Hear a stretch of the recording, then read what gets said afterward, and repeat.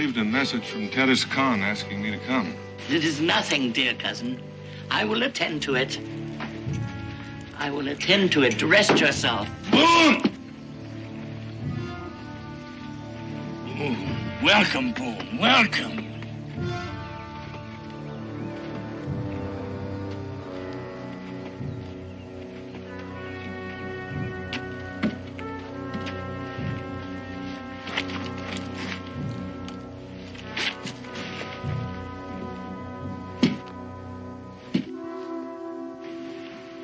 Braves told me you were ill. Much more than ill. Boone, I must ask a great favor of you. Get Lawana and bring her here quickly. It's that bad. Soon, my people will bury me. And unless Lawana is here, they will start to bury each other. For 15 years, she hasn't seen the land or faces of her people. Must we now beg her to return?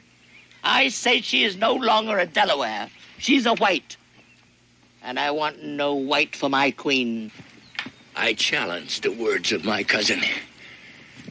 Luana is my daughter, blood of my blood. Does council deny her the right to be queen? We do not deny her the right. We question her fitness. And what will answer your question? To see her for ourselves. You shall see her. Daniel Boone will bring her here. You can judge her for her fitness. Is it agreed?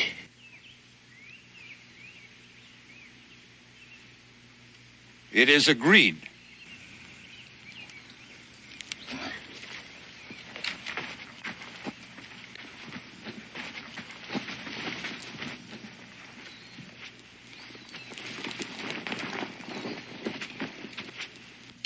Do you remember why I asked you to take Lawana away many years ago? To learn the ways of the white man. That is true. But there was another better reason. More important, I feared for her life. Tatama? Tatama. Many times since the death of the mother of Lawana, my council had begged me to take another woman to provide a male heir. This woman could have protected my child from Tatama's ambitions for her son. But I could not take another woman. Do you understand that, Boone? I can understand that. Tatama could not. These are the wedding garments of the mother of Lawana. She must wear them when she comes back. She may not want to wear them. She may not want to come back. What then? Then Katoga will be chief. A fine young man, brave, intelligent, but his ears are full of the words of his mother, who lusts for power, and to prove that power, she will make war, and many of my people will die. Boone, it is the deepest wish of this old man to see his only child once more before he dies. Terrace Khan?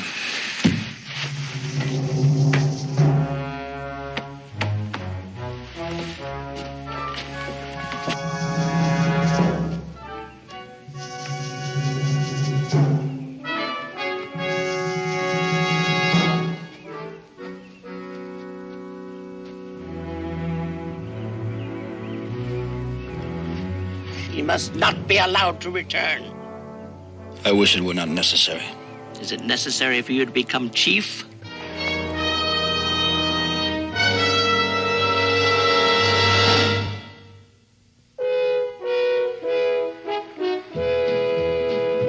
Daniel Boone, what a doer, what a dream comer, truer was he. From the coonskin cap on the top of old Dan to the heel of his rawhide shoe, the ripperest, roaringest, fightingest man the frontier ever knew. Oh, Daniel Boone was a man, yes, a big man, with an eye like an eagle and as tall as a mountain was he. Oh, Daniel Boone was a man, yes, a big man, and he fought for America to make all Americans free. Daniel Boone was a doer, what a dream comer, truer was he. Daniel Boone, Daniel Boone.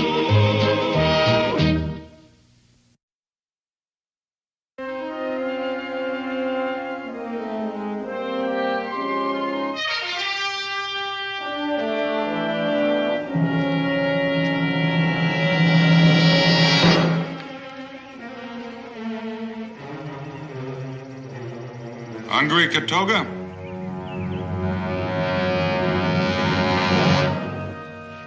Help yourself.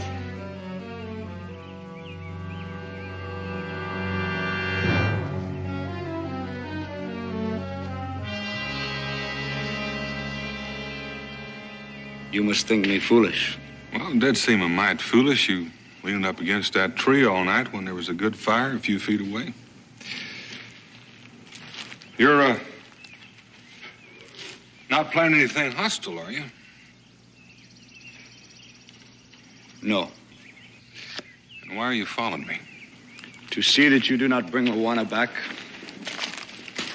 Well, it's Tedescon's wish that Luana comes back. Tedescan will do anything to prevent my becoming chief. You know, that's interesting. Because he's told me that you'd make a fine chief. Then why does he oppose me so?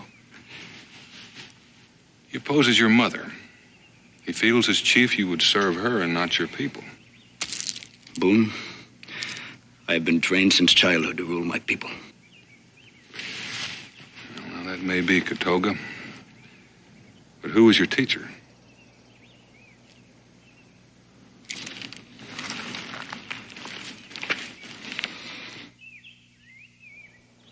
Luana will not want to come back.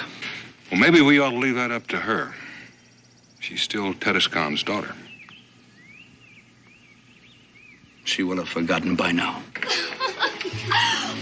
If I dance one more step, I shall collapse. Well, you should rest for just a moment. This won't be over for hours. Just one, William. Thank you. First, you must have one more dance with me, Paul.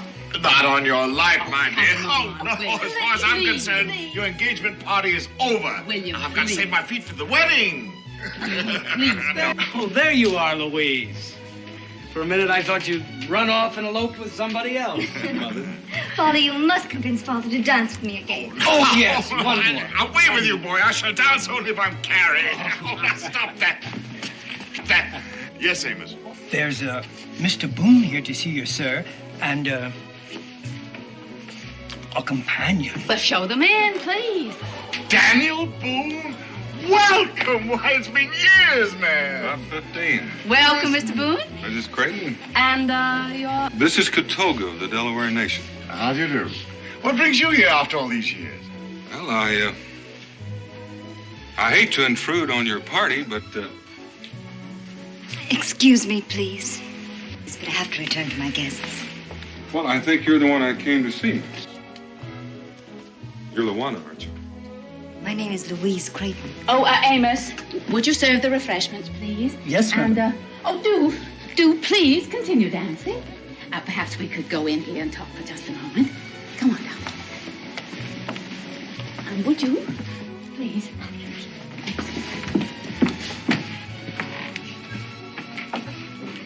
Now, darling, don't be foolish. You know that it was Mr. Boone who brought you to us. And you were called Luana when you were a small child. Of course, Mother. I'm sorry. Why did you want to see me, Mr. Boone? Well, your father sent me. He wants me to take you to him. My father? Come now, Daniel. You know the child's had only one father, me. She doesn't even remember Tedescan. What could he possibly want with her after all these years? Tedescan is dying. He wants to see his only child before he dies.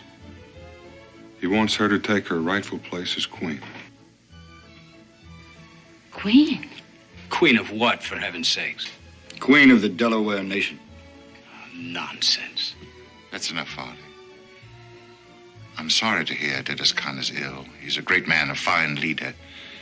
But believe me, Louise is no more fit to be Queen of the Delawares than I am to be King of Prussia.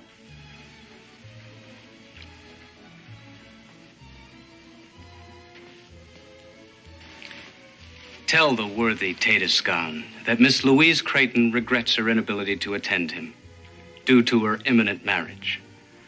You see, Mr. Boone, this is an engagement party. Louise and Farley are to be married in the spring.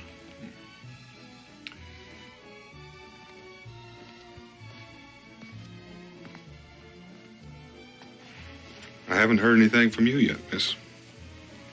It's all so sudden and confusing. I don't even remember him.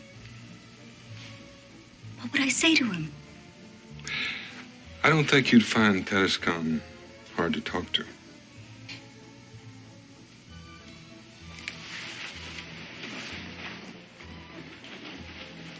Mother, I know. It's a hard decision. But you're going to have to make it for yourself. Oh, my dear daughter, I don't want you to go. But if you don't go, you may regret it later on. Mother, I must say, I don't like the idea of Louise traipsing off into the wilderness with this. Oh, the whole idea is ridiculous. Would there be any danger, Mr. Boone? I can promise you she'll come to no harm. I know I can trust you, sir. Louise will give you her decision in the morning. If you decide to go, Louise, I'm going with you. But don't count on it, Mr. Boone. Come on, Louise. Oh, Mr. Boone, you must be very tired after your long journey. I'll, Amos? Yes, ma'am. He'll show you to your room and the, Katoga. Katoga.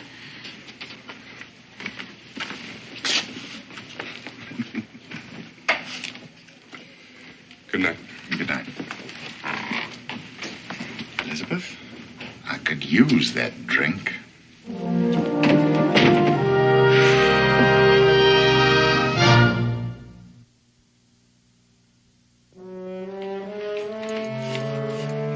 Take the trunk, Amos. Yes, sir, Mr. Farley. Come back for these. Yes. My. Looks like you got enough clothes here to last you for a month, honey. The bare minimum, Father. I haven't packed a single thing I won't absolutely need. Well, you must take this one because it brings out the color of your eyes, and on a warm evening, you... I'm afraid you all have the wrong idea. Luggage is out of the question.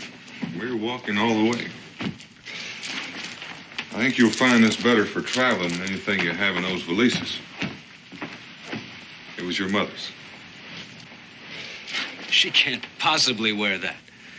It's very soft. Delaware women have strong teeth Strong teeth? to chew the skins and make them soft.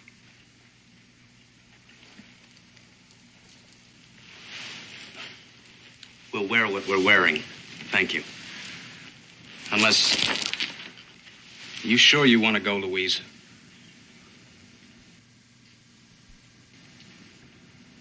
Yes, I'm sure.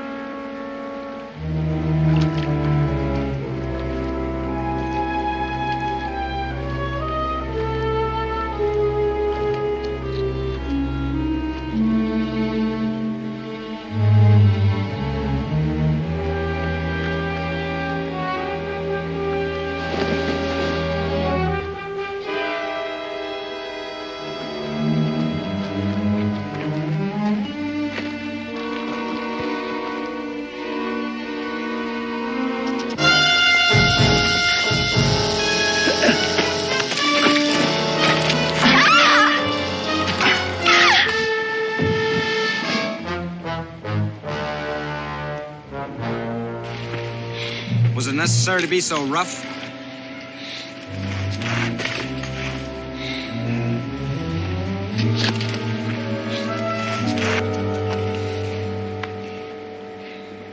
Thank you. 1-1 gum. What's that gibberish? Well, that's Delaware for you're welcome.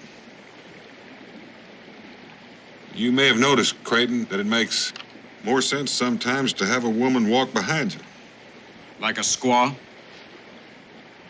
Like a squaw.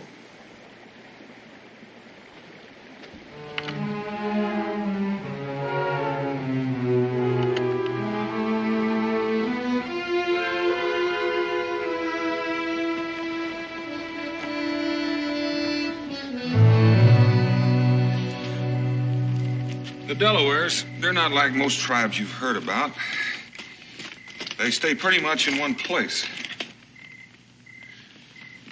The men hunt and fish, the women work in the fields. They're much like any other frontier people. They have a lot of pride, a lot of dignity. And their chief, Tedescon,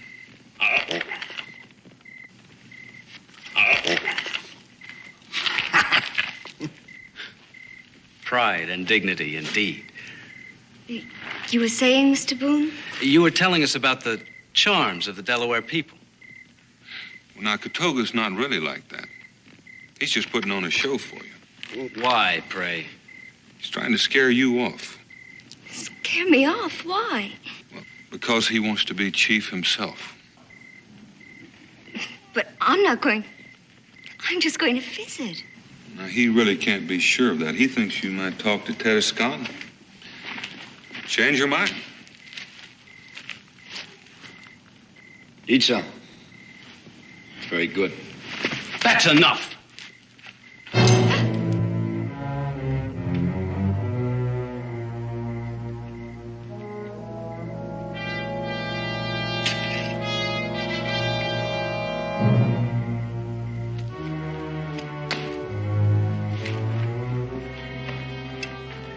Delaware women do not waste food.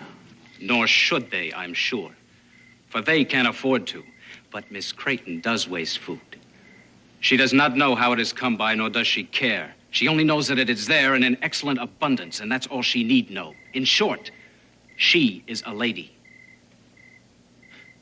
But that's something you savages wouldn't understand.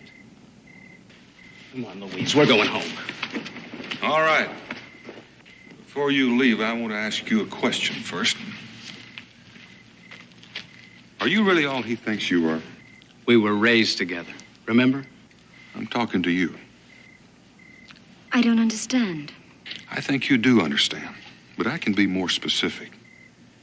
Are you helpless, ignorant, in short, a lady? Is that all you are? Whatever do you mean, all? I think she knows what I mean. Don't you? I do know where food comes from, Farley. Hard to believe, isn't it, Farley? I don't know what you're trying to do, Boone, but my fiancée has had just about enough of it. Your fiancée also happens to be Tedescon's daughter.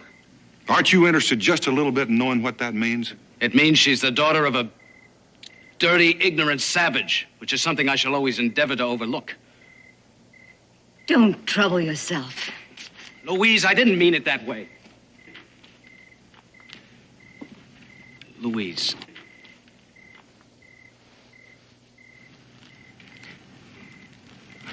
We're to be married.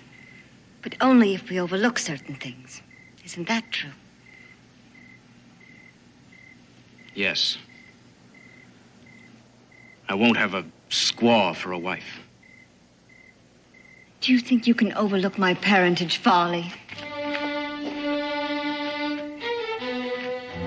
Don't you see a certain family resemblance? Louise, wait! You stay here.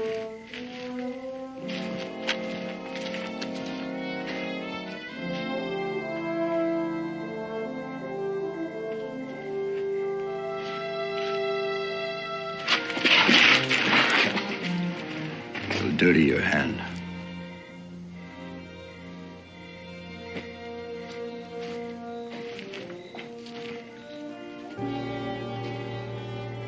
I'm sorry I'm causing you a lot of trouble.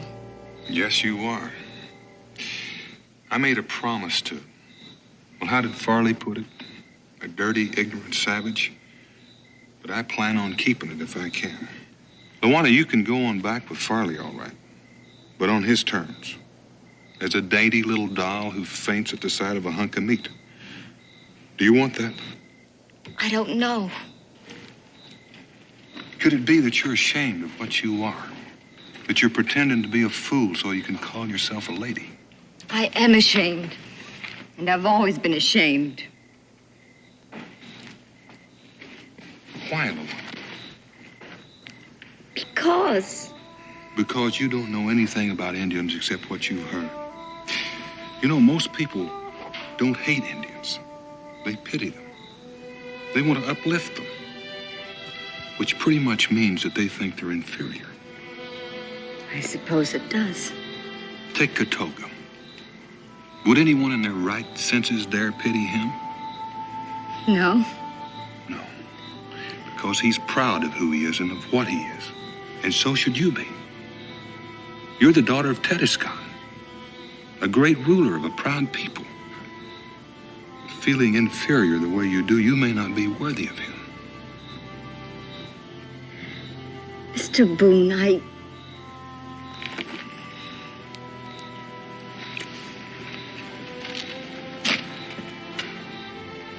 Luana,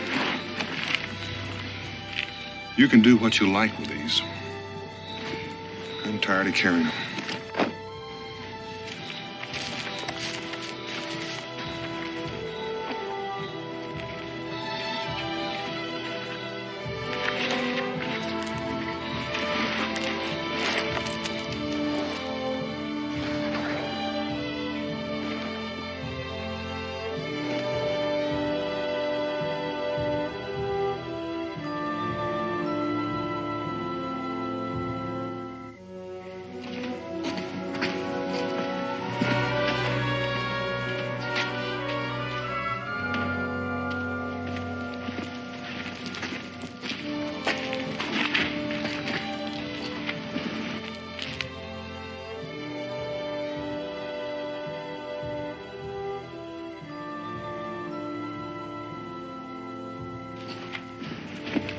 What the devil does this mean?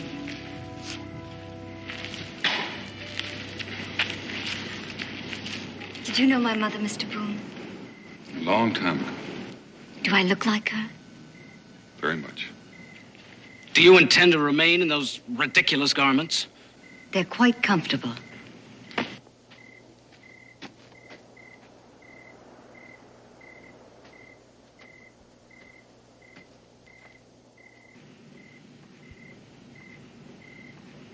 Will you teach me to speak Delaware, Katoga? I must have known it once, but I've forgotten.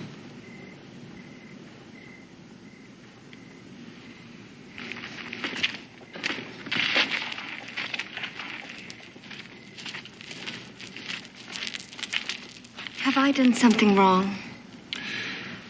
Well, in a way, you're more or less asking him to cut his own throat.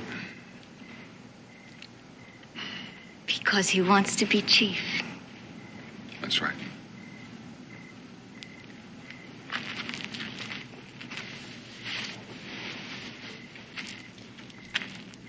You didn't answer me, Katoga. I will teach you. Thank you. That's too much. Come on, Louise, you're going home with me. I'm sorry, Foley. I'm going to see my father now. Please let me go. Not until you stop this charade. I think you better let her go. Well, you stay out of this, Boone. You've caused enough trouble as it is. There's nothing keeping you here. Louise? I'm sorry, Foley.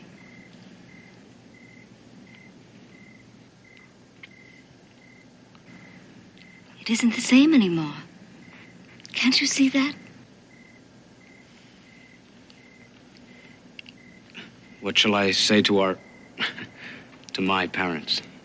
Tell them thank you very much for allowing me to make my own decision.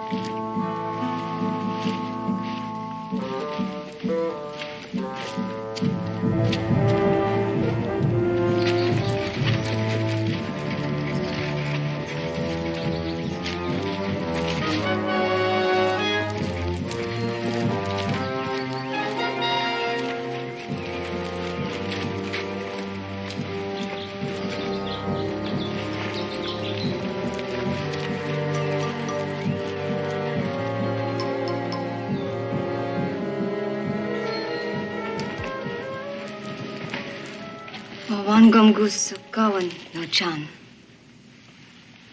Welcome, my child. I did not think you could remember our language. Katoga taught me a few words on the way. Katoga? You must be a diplomat, my child. Well, it could be, Tedescon. I kind of think there's more to it than that. She is very beautiful. Like her mother. Yeah. Yes, like her mother. I'll be going. Oh, no, wait. Tonight, there will be a council meeting, and then you may go with my thanks. And if there is no war among my people, it is because of what you have done. War? I'll wait. Do you know why you were here? He said you had died. It is true. No. We won't talk of that. There's so little time. And we have very many more important things to talk about. Death and I have only been waiting for you, my child. Yeah. Sit beside me. Are you afraid of me? No. Then why do you weep? I have 2 fathers, and I am losing them both. That is hard. But what I will ask of you is harder still. Tell me, are you a person of strength and courage? I don't know. It is not proper to be modest with me. And yes, I am. Then listen carefully, and I will explain. I'll get some water.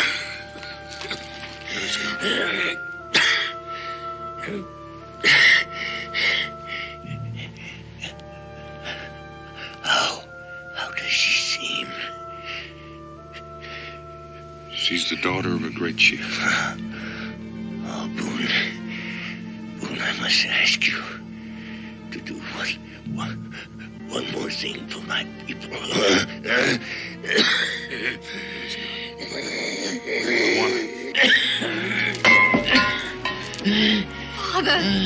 Father!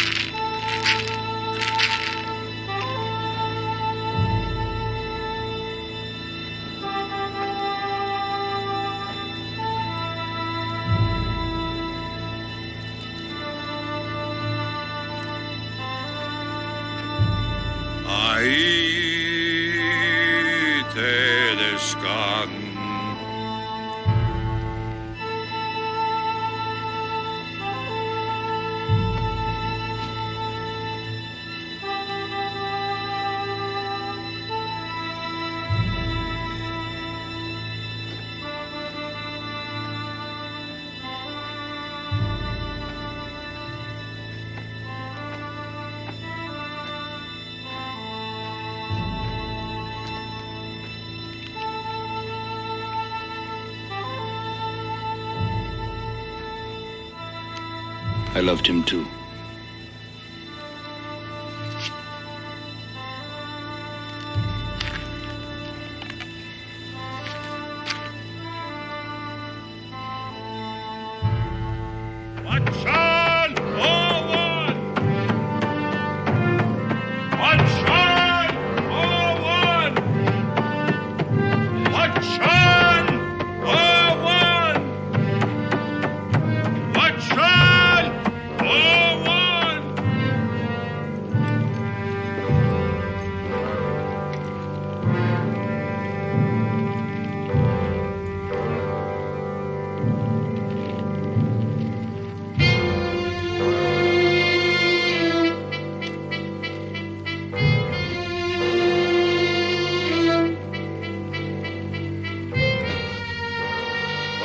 Disturbs our council.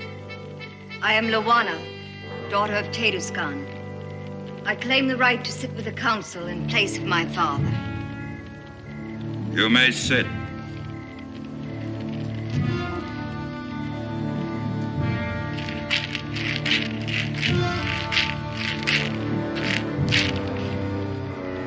The council will begin.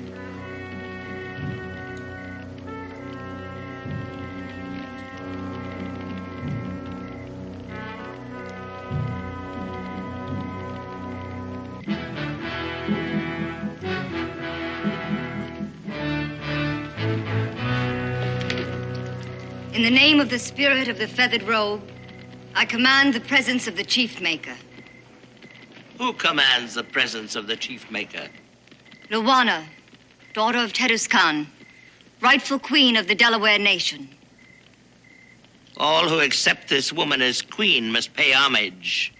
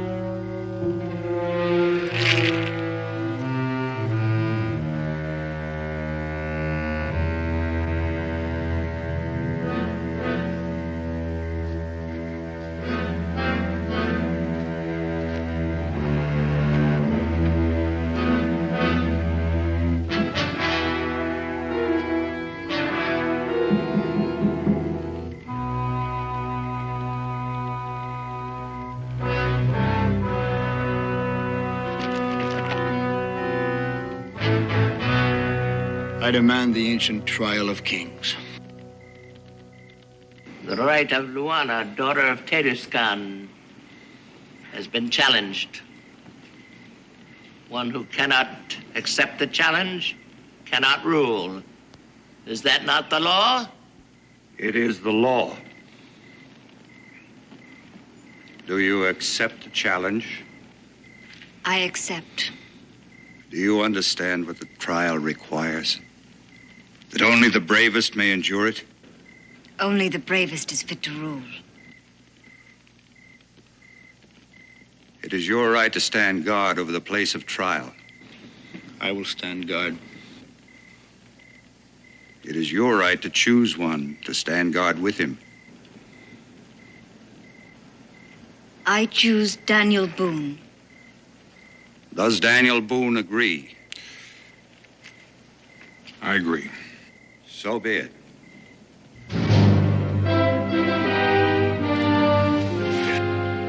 Withdraw the challenge. I do not understand you. I did not expect her to accept the challenge. Perhaps she will not survive. It is her business to withdraw Or would you rather spend your life subject to a woman? There are those that say I'm already subject to a woman and that you... Speak up, my son. Say what is in your mind. That you would rule through me and that you would make a war to show your power. Do you believe this? I do not know. I have spent my life trying to win the feathered robe for you. Do you think I would steal it from your shoulders? Have I ever given you reason to distrust me? Answer me, my son. No, my mother. No, you have not. Well, then trust me now. You will be chief. Not slave to mother or queen, but chief. I promise you this.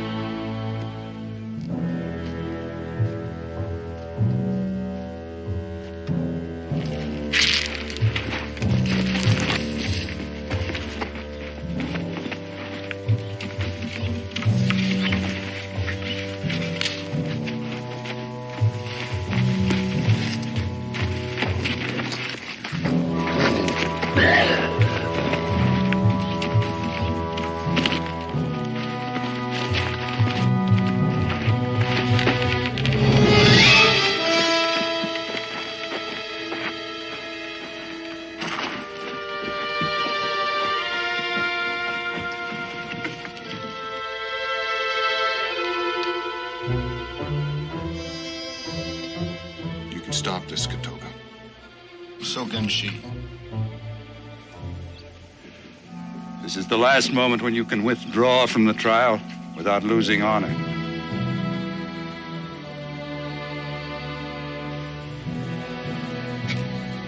Let the trial begin. So be it.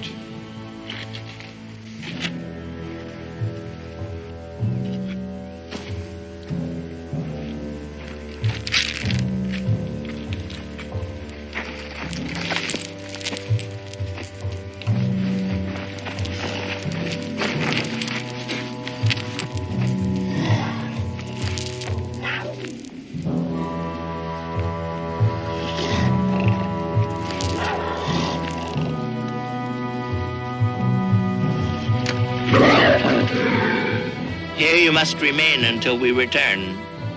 You will touch no one, no one will touch you. You will eat nothing, nor will you drink. If at the setting of tomorrow's sun you have survived the trial, I, Tatama, chief maker to the Delaware, will place the mantle of the feathered robe on your shoulders.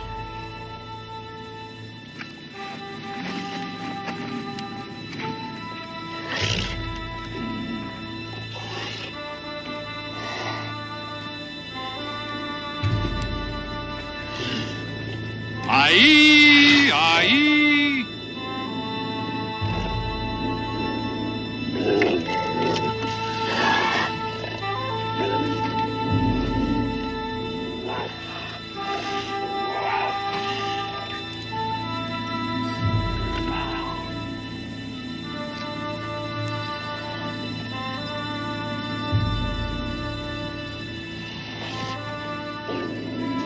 Oh, Great Spirit, the destiny of this woman is in your hands.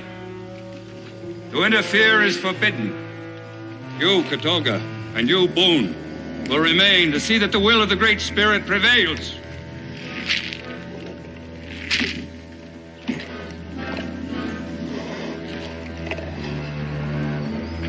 You may not hold weapons.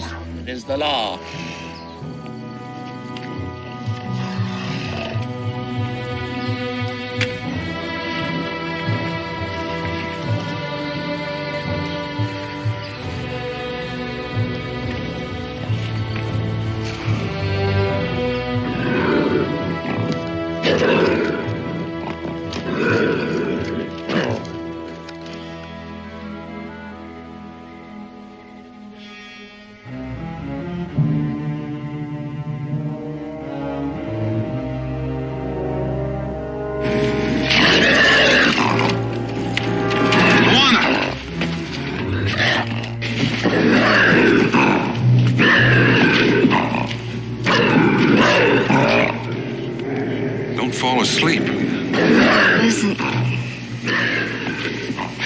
Thinking about white wine.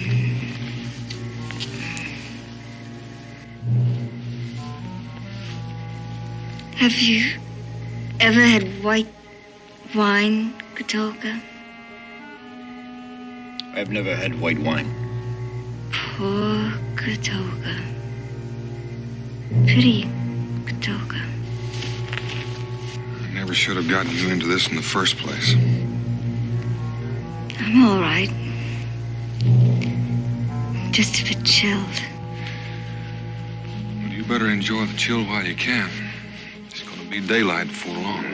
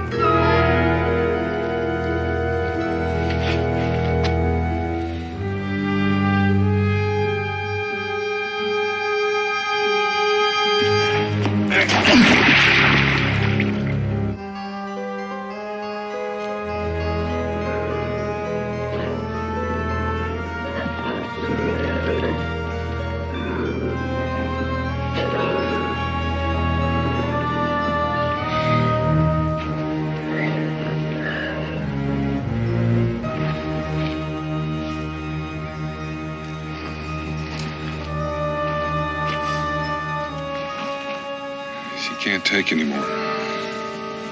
She need only loosen the thong. I'm gonna take her down. She must do it herself. Stop it. Katolka is right. Let me alone. Please.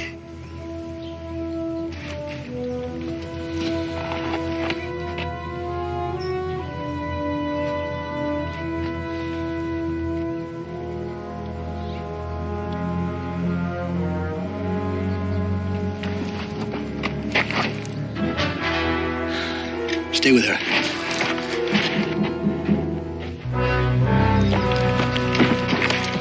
What are you doing here? Do you not wish to be chief? My mother sent you. Just stay here. I will attend to Boone. Go back and tell her not to interfere.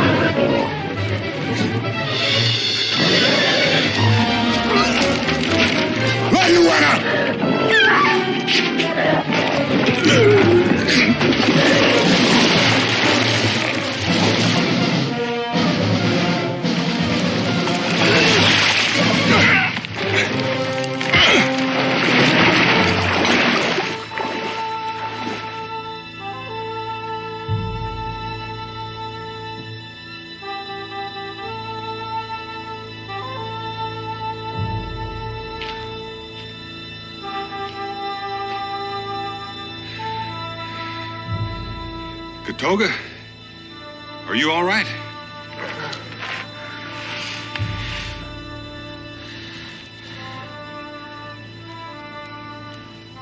I'm only paying homage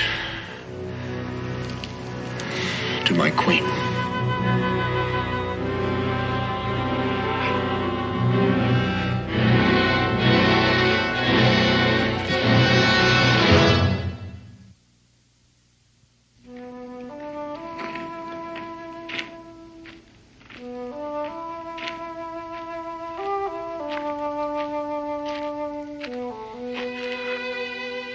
You would be proud.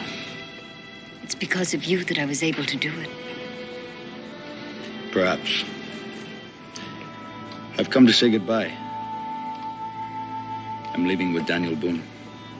Why? Is it because of your mother? The council said she need not go, only that she no longer be chief maker. For her, that will be worse.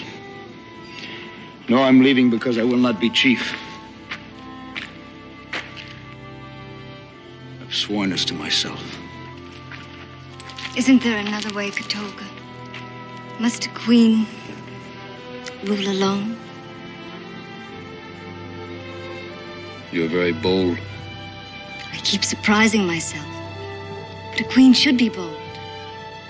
What surprises me even more is that a man who wants to be chief should be so shy.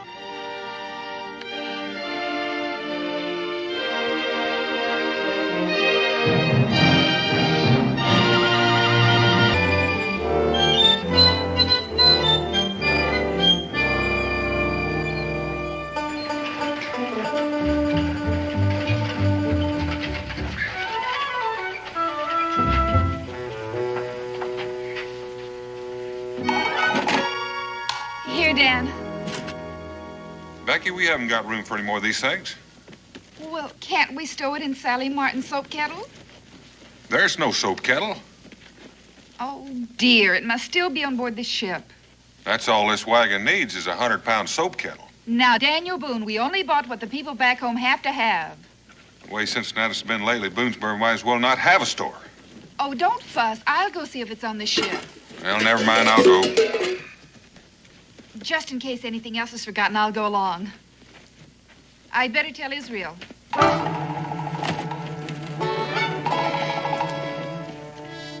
Israel? Israel! Yes, ma'am? Your father and I are going down to the dock. We'll be back in a little while. Can I go too? I want to see what the new ship brought in. Not until you've had your breakfast. Yes, ma'am.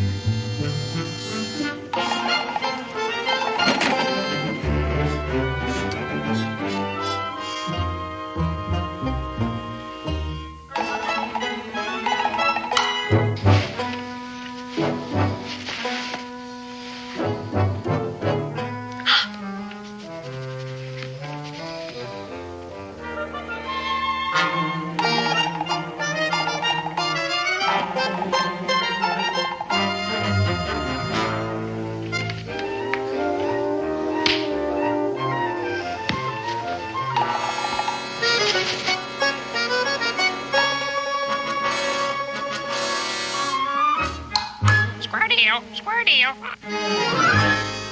Did you say something? Square deal. Talking crow? With a gold chain? Pure solid gold. Hey, you stay right there till I go get Pa. Hey, that's my new link-minute silver crown. A deal's a deal, mister. You drop that.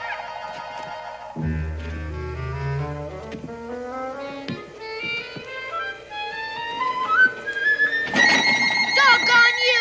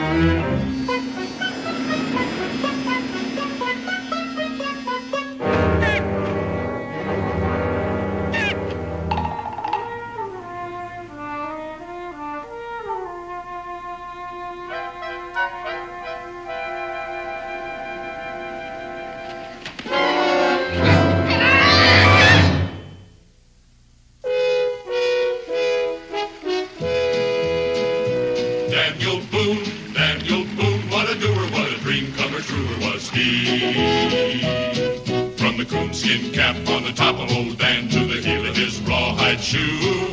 The rippin'est, roaring'est, fighting'est man the frontier ever knew. Oh, Daniel Boone was a man, yes, a big man, with an eye like an eagle and as tall as a mountain was he. Oh, Daniel Boone was a man, yes, a big man, and he fought for America to make all Americans free. Daniel Boone was a doer, what a dream comer, truer was he. Daniel Boone, Daniel Boone.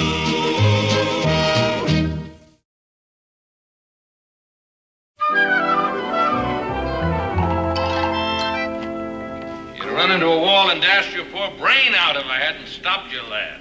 Yes, sir, I suppose.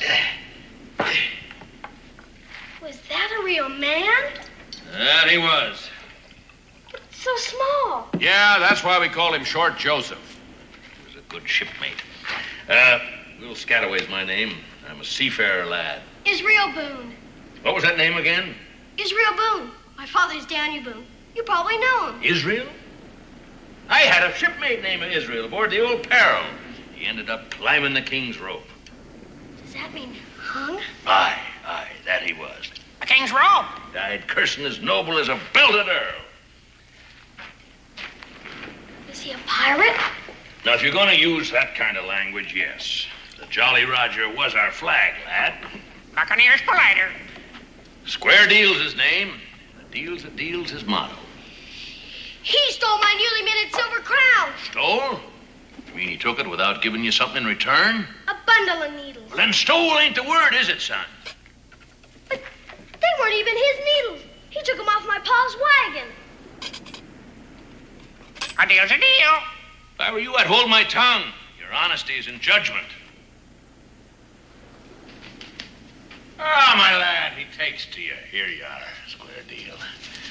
He also took to my silver crown. Well, you shall have it back, my boy, if that's what you desire. Why wouldn't I? Israel? That name takes me back. I tell you, suppose you take back your silver crown, eh, lad? And you give him back his needles. Nothing gained, nothing lost, right? But suppose the next time he's to bring you something 10 times worth what he takes. Where would you stand then, huh? I don't know how you mean. Well, if you go back on him now, could you take advantage of him then? No, you couldn't. Absolutely not. Will you share a little rum with us, huh? No, sir. No, thank you, sir. All right, here you are, Square Deal. There you go. Now let's see. What can I offer you? Coconut. Coconut? Nectar and ambrosia from the South Seas, my boy.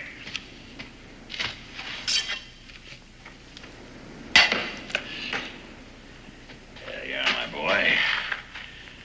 Ah, to the 100,000 men, may they rise up from the dead, and may we prove to be true shipmates to the end. Drink up, lad, drink up. Will Scalloway! Will Scalloway! Somebody's calling you. Yeah, I heard. Go on, get out there. Let him see you.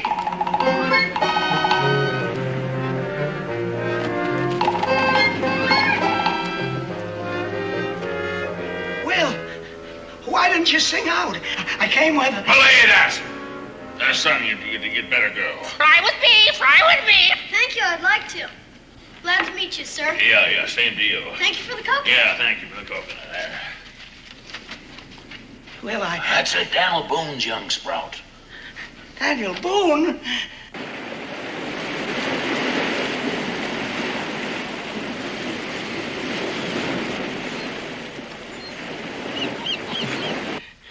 A drink, Will. A drink.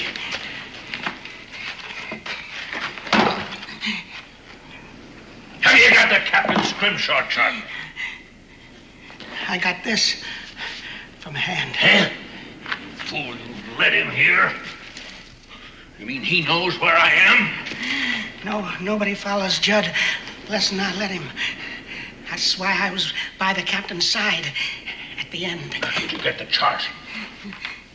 Supposing I don't want to say. I spent years with him in the South Seas before he ran out to Jolly Roger. And I'm the only man that can read that chart. If I croak, you'll never get one doubloon from off the golden line.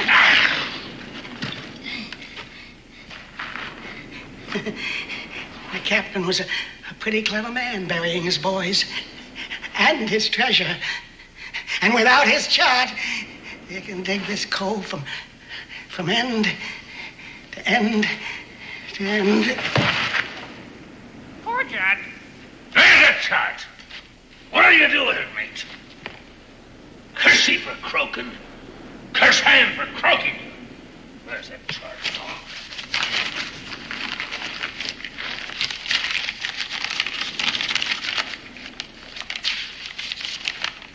Enlistment papers in His Majesty's Navy? Now, what'd he keep these for unless he wanted to be hung for desertion? He'll haul the bloke. I never knew the old buzzard was married.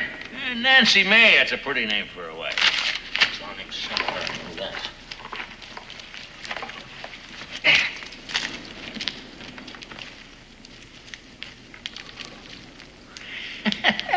The old miser. What's that chart? My diary!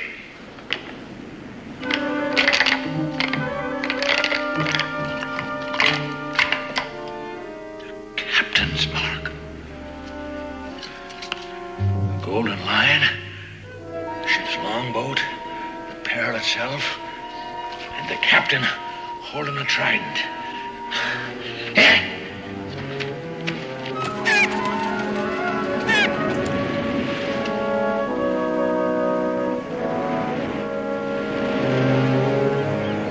Thank you, Captain. You'll be a rich crow come nightfall.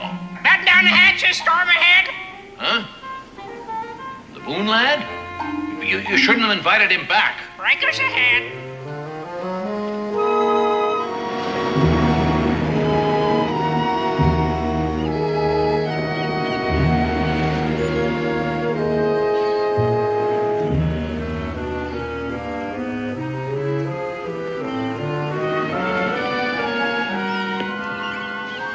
That's it, hand. Come a little closer. Want to miss you. It's a true shipmate.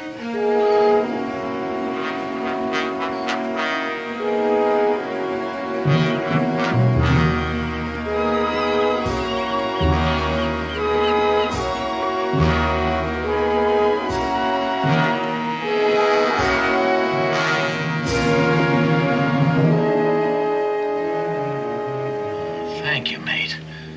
I thought she was alone. Gotta think this out. It isn't as if we were in plain view for them to see. Judd couldn't find us, and he knew where to look. But if they are lucky, you whisk this away whilst I make a deal with Hand. And if I can't, well, the good Lord made the two of us smarter than the three of them. And that's in our favor. Where could that Judd have got to? Either he stopped bleeding or he don't show on these rocks. I don't like this place. Why'd he come here? This be Black Cove, dummy. Treasure's buried hereabouts. I ain't dumb. Don't call me dummy!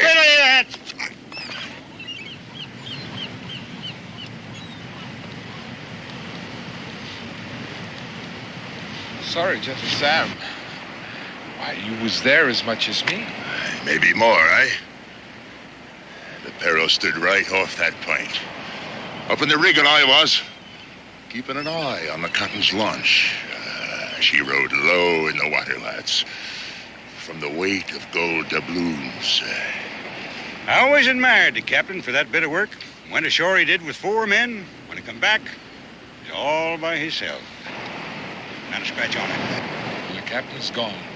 The riches of the Golden Lion are ours. Aye. After we get the captain's map away from Judd. Now, he's got to be hiding underfoot someplace. Might be held up in a cave.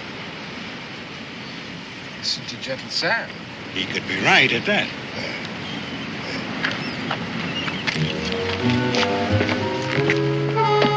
Now, the second I give the sign, you get it out of here. Aye, aye, sir.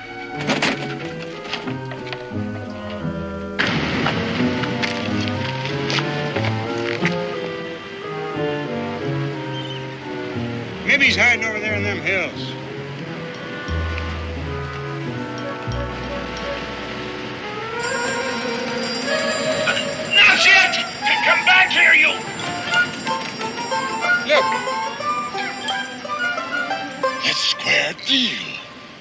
Will Scataway ain't far away. Will Scataway and Judd are in cahoots. That's why Judd come running here. Which way'd that bird come from? Out of the rocks below.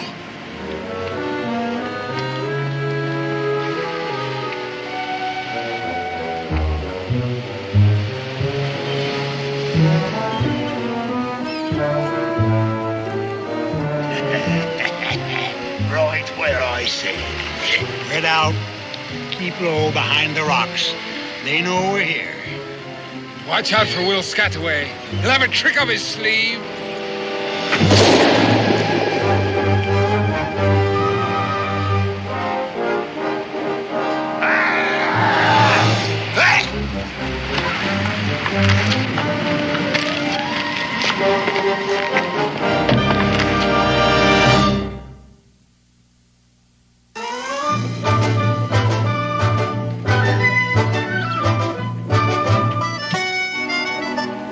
Becky, what is all of this?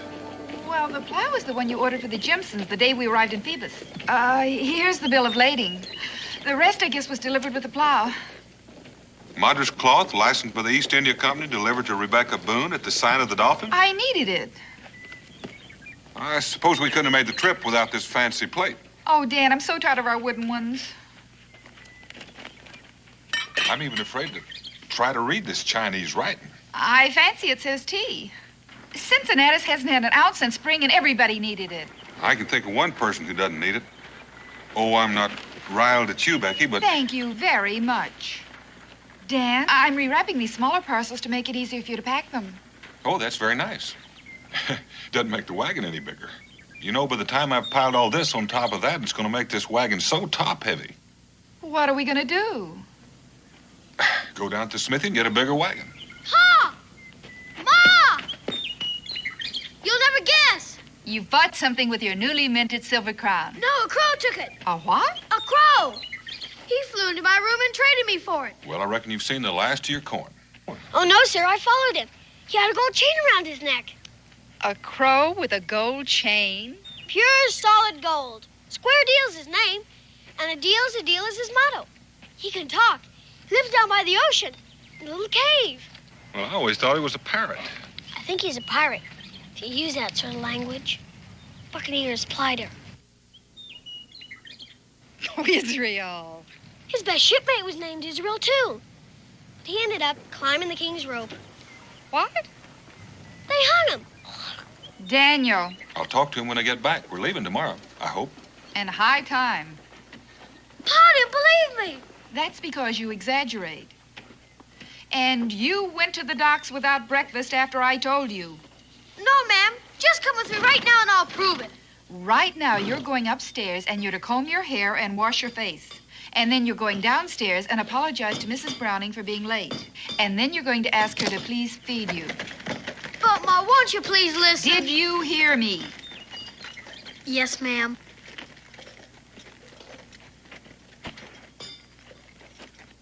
Hey, these are pretty. Yes, ma'am. I'm going. But I did say talking crow. Oh, heavens to Betsy. Talking crows. Gold chains. Pirates.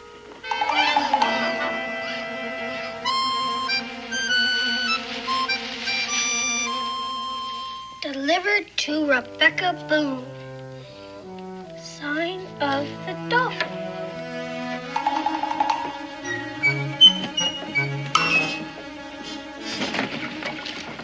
Hi. Ahoy, mate.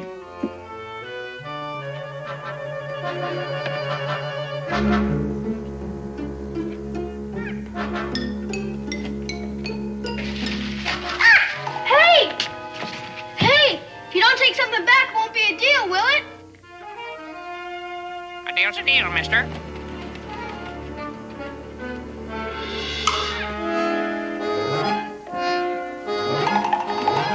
Well, at least you got something. Evidently, it's ivory. Bet it's real ivory, too. Well, Scataway sure was right. But this is worth 100 times more than that old crown.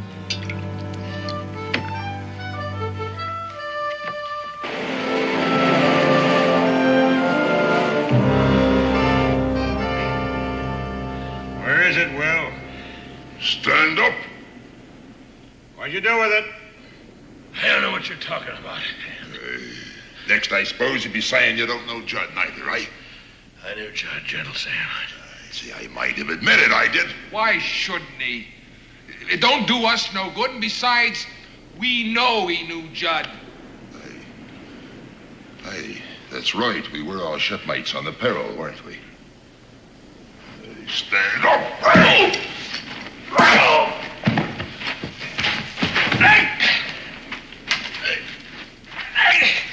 Ready to talk now? Huh? What about? This is your last chance, Will. Where's the map the captain drew to the treasure? I never knew the captain drew a map to the treasure. Why don't you shoot him? Let him say goodbye to his last chance of getting the treasure. Always a trick up your sleeve, eh? Make him swear on the skull.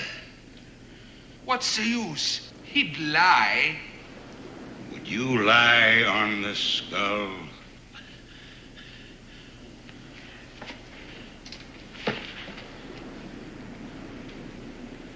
This looks like Short Joseph. It is. He couldn't lie on Short Joseph. Not hardly. Now listen to me, Will. When the captain buried the treasure off the Golden Lion, he drew a map so he could find where he buried it. That sounds reasonable. It's a fact. Otherwise, he might as well have thrown the treasure overboard. When they held the captain to be hanged, I offered him a monarch's funeral for that map. Shipmately thing to do. The captain gave the turnkey his gold earring to throw Hand out of the cell, which was Hand's good fortune. Otherwise, they might have kept him and hung him. Now, Judd was with him at the end. Why? To get that captain's map before he danced on air. Judd practically said so before you ran away from us. Give him the question. Will Scataway lay your hand on the Short Joseph?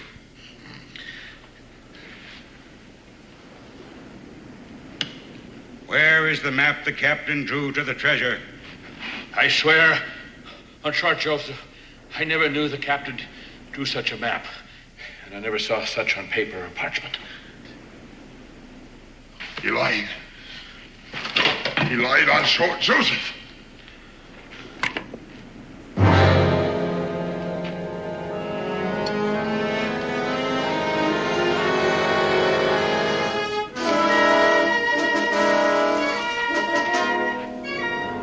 Shipmate or no, there's nothing else I can do with you. Hand! Look at this. The map was folded up inside. Square deal. Will knew I'd be after Judd, so he sent that bird away with it. Where'd he take it, Will? There's no use of asking a man that'd lie on Short Joseph. Well, when a man lives right, his rewards come to him. I must have been living right, not even noticed it. There'll be no getting away this time. Abandon ship! Abandon ship!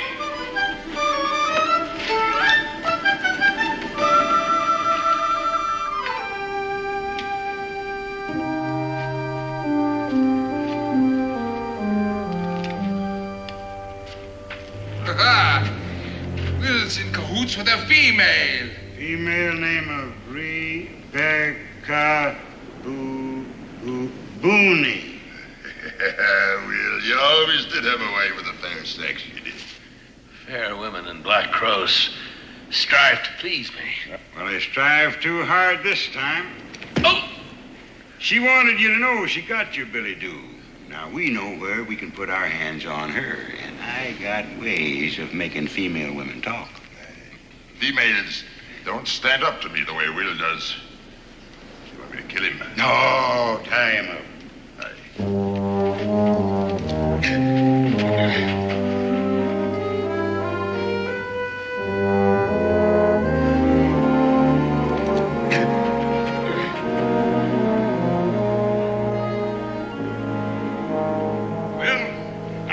let you dig up the treasure for me.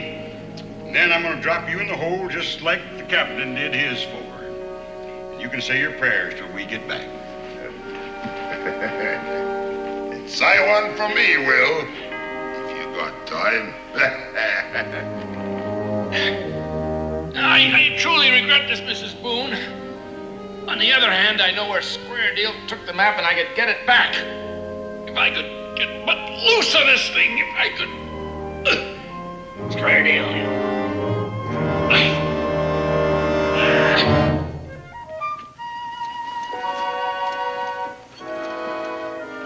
But it is real ivory, huh, Ma? It most certainly is, and the finest example of scrimshaw carving I've ever seen.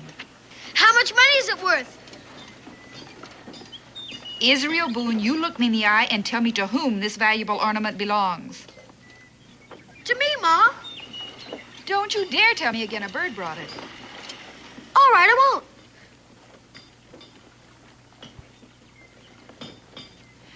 Do you know where it came from? Well, I got an idea. Israel. Yes, ma'am. Yes, I do. Then you march right back with it. But a deal's a deal, Ma. Will Scataway said so himself. He said it would be mine to keep. I don't know Will Scataway, but I do know right from wrong, and I expect you to know the same. Now march. Yes, ma'am. But what if Will Scataway says a deal's a deal, and it belongs to me? We'll face that when we come to it. Now go along.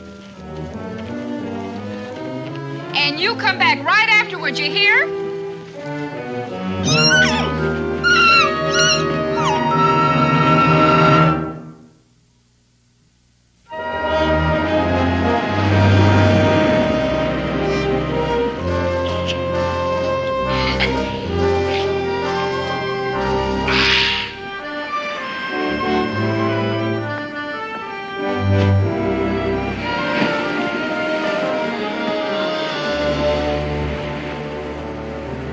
Guess he didn't think much of his trade once he got it home. Israel!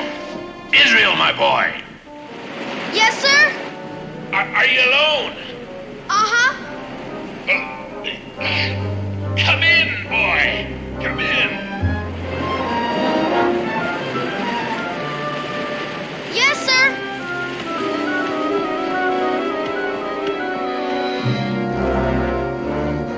What happened here? What do you got in the barrel? Don't ask questions, son. Just try and loosen me, will you? Yes, sir.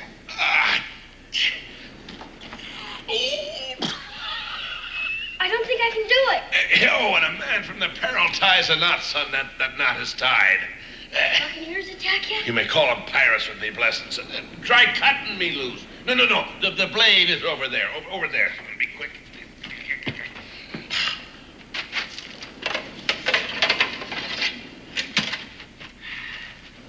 This is sharp. It had to be. Belonged to the head chopper of the Tower of London, boy. You mean he cut off heads with it? And he did the job so neat. After he cut a head off, he had to give the fellow a pinch of snuff to see if it were properly done. Oh.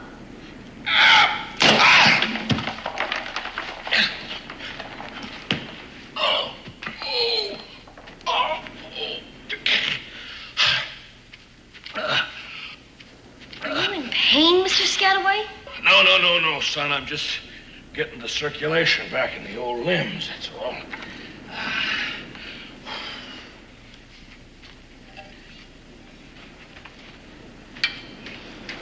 Think them pirates will come back? As sure as the good Lord and made little green apples. But this time, I tell you, you're gonna have a few surprises, and wait for them. I'll ask my pa to help you. I'm sure that's meant in a friendly way, my boy. Any pirate he meets up with will be in bad trouble. Well, I'm sure of that. You remember what I told you? I remember everything you said. We're shipmates to the end. Well, that's a solemn prophecy come true because you proved yourself to be a true shipmate. Thank you, sir. You saved this old man's life. And I'll be thanking you when it ebbs out to sea for the last time, my boy. Shipmate, your other prophecy also turned out to be true. Who did it now? You know, the one about not taking back my newly minted silver crown. Deal's still a deal, isn't it? Well, sure. Why not? Well, Square Deal already traded me this.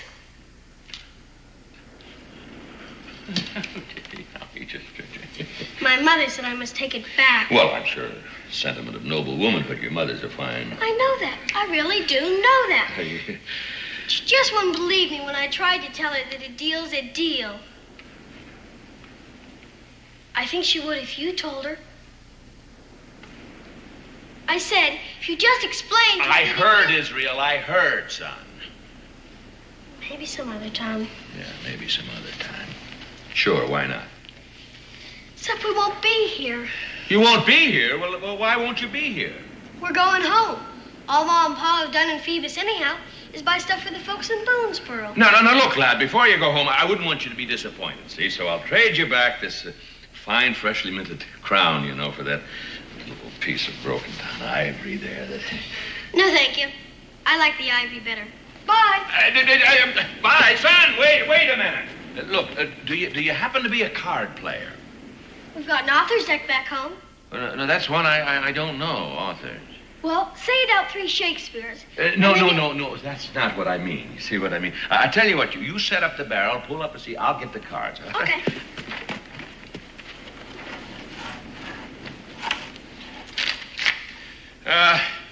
Here's a little card game, a seafaring game. We call it cutthroat in the forecastle. Why do they? Well, we'll just play a few games in the open, you know, till you learn the ins and outs of it. There you are. Cut. And you need it. What a mess! What a mess!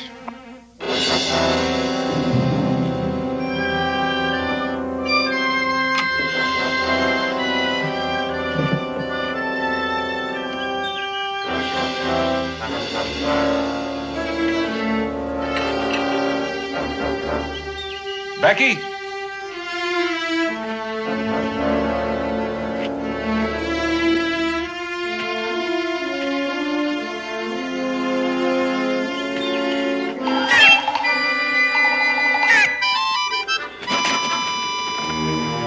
Becky!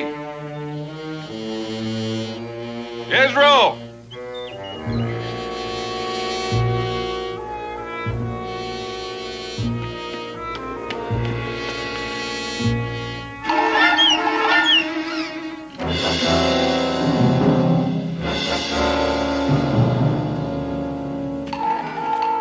What a mess!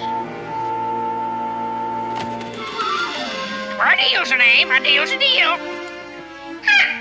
Israel told me about you, but I didn't believe him. Israel climbed the king's rope. What's this about Israel? They hung him, stupid. Must be something wrong with me talking with a crow. Now get out of here. All weather at the cave. What's this about the cave? Batten down the hatches, storm ahead.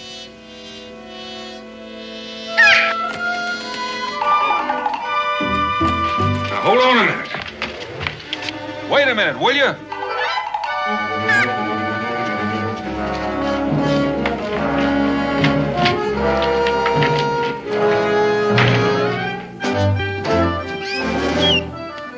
Go ahead and don't lose me.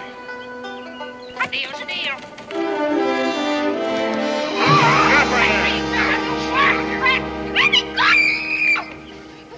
All right. Where is it, Beck? Where is what? Where is that treasure map? I don't know anything about a map, and I don't know anything about a treasure. And I think you've been listening to too many sailor stories. Hey, maybe I should wallop her, eh? In a minute.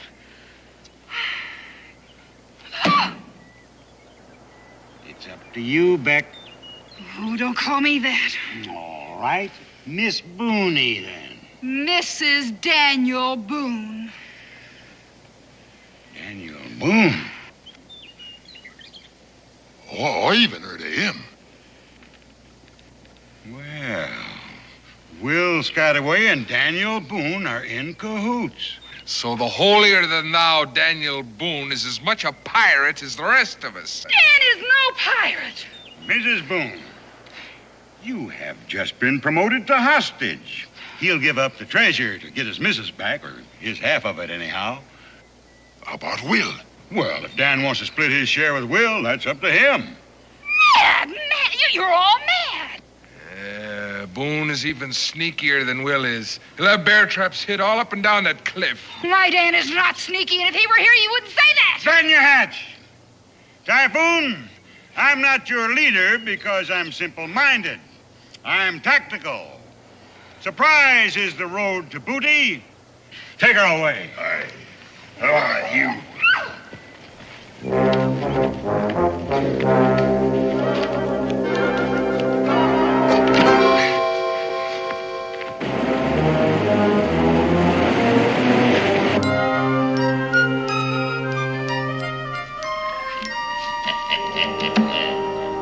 I win again, even with the cards face down. You were born to this game, Israel. Let's make it interesting. It is interesting.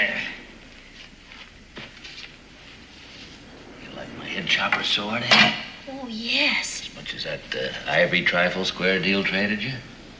Well... How about the sword and these golden doubloons? Gee. I'll bet you the lot against that ivory trifle. Oh, no. Oh, why not? I'm not allowed to bet. There's no more time for compassion. Time for what? Just look at the sword and the doubloons. They are interesting. I've got no more character. I'm getting old. Well, now, you may not get any older. Pa! Outside. Now, where's my wife?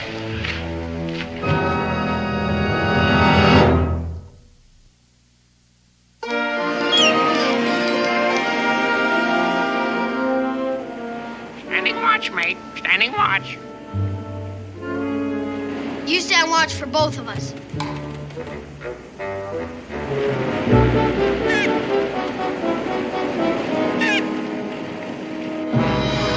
Now, I ask you a question. Where's my wife? Well, I have a shrewd idea who took her, and it wasn't me. Was it them pirates? Yeah, my shipmates from aboard the old Peril. Then there really was a peril. Hand was a third mate. Ferocious and cunning man. And if I know him, he'll be coming back here. But what do they want with Ma? Well, son, you might as well know soon as late. It was my doing. Otherwise, old Will will be a dead man. Just tell it. Well, if the young sprout will... If I could just have the scrimshaw carving, if I... Israel? This is what Hand wants, only don't know what it is. Then how can he want it? Well, if I could step past without getting a hole in me gizzard, I'd...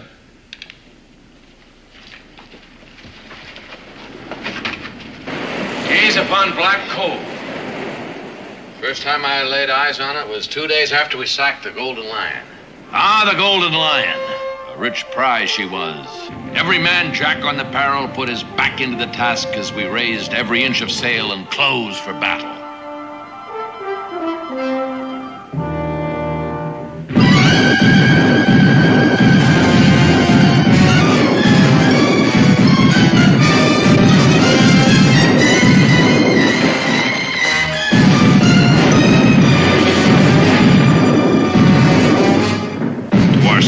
She gave as good as she took.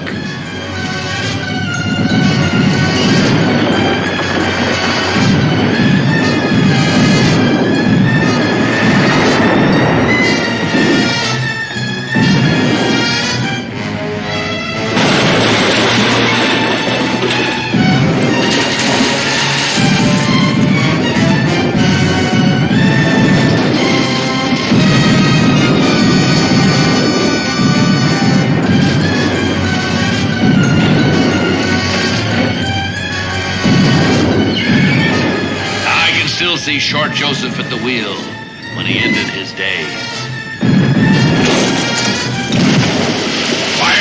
cannonball were everywhere. Still, the Golden Lion was no match for the skill and daring of the men of the Peril. It was only a matter of time till the crew of that prize ship lay dead on her decks. Dead to a man. We got her treasure aboard. But we were sore hurt. We barely managed to limp into this cove and beach her for repairs. That ship brought us fame and it brought us trouble. A ship of war was at our heels and we hid there. We set out to sea with the treasure in our holds. Well, His Majesty has ropes enough. Bury it, the captain said. Sounds reasonable. He was a reasonable man. Well, he buried the treasure, and we set safely out to sea. And from that day on, every man Jack thought the treasure was his own. And day after day, they kept searching for the parchment map. And day after day, the captain, as if he didn't know what they was up to, he sat scribing his scrimshaw. And only I knew what it was. And this is the chart of the place where the treasure's buried. Aye, clear as print to those that can read it, and I can read it. Where are the letters? Letters are for educated people. Gypsy knots. Signs that thieves leave on walls. And secrets Jack Tar scribes on a whale's tooth. They shout out loud to me.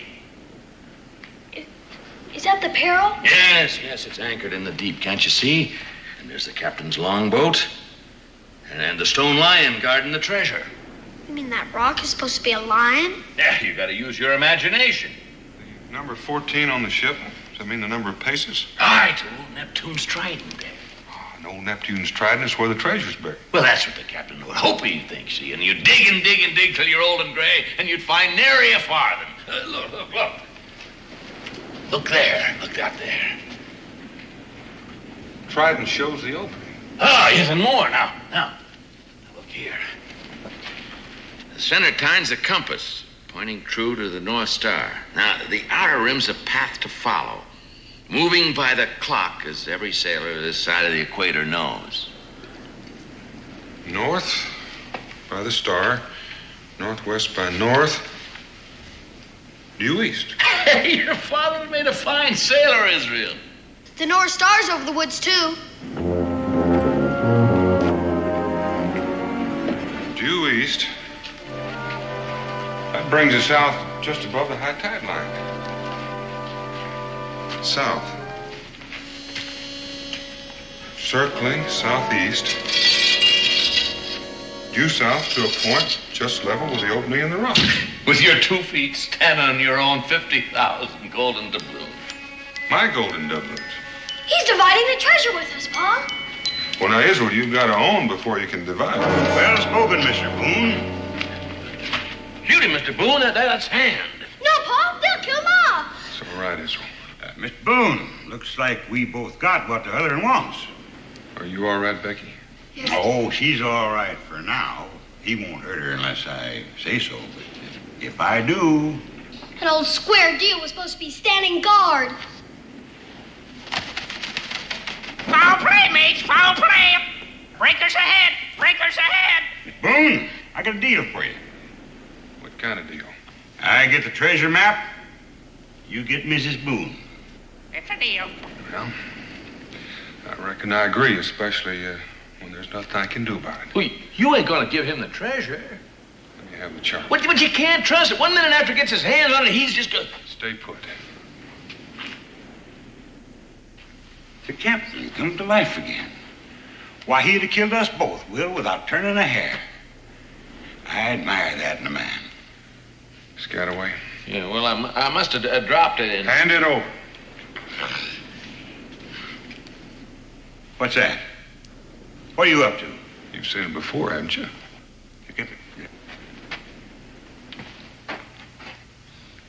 Captain Scrimshaw. No wonder we were never able to find that chart. He never even bothered to hide it.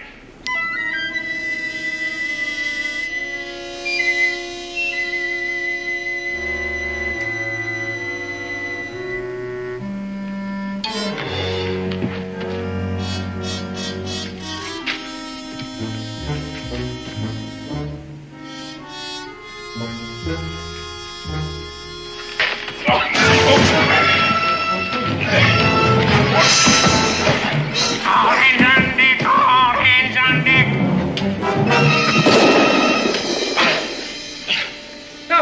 do that for?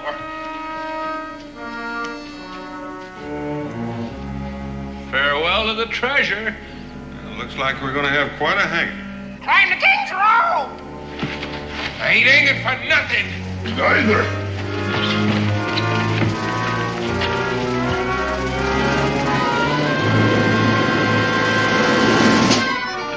Don't let him get away. Paul let him get away. And we're all alive. What difference does that make? Treasure's gone. Where is it, though? Let me see. North with a star. Northwest by north. Due east. Paul remembers the whole thing. Oh, glory be, son. Come on, come on. If my figure's right, it should be just about there in those rocks. We're rich. 3 cheers, we're rich. Hooray! I'm afraid not, son. At least the owner of the Golden Lion will get their money back. I know Lloyd's of London will be pleased about that. Well, unless they're told, they'll never know. They will. Here, but suppose I say you take 2/3, we forget Lloyd's, both of us, huh? Paul wouldn't do a thing like that. Well, I found out a man loses his character and grows soft with advancing age. And I suppose the same is true with you. Well, anyway, Lloyd's of London is offering a reward. Well, now, I've heard that, Israel, but don't count on it. Now, you don't suppose. Well, now, if it comes, it's all yours. Well, that's something anyhow. Let's start digging. It's a deal. Hey.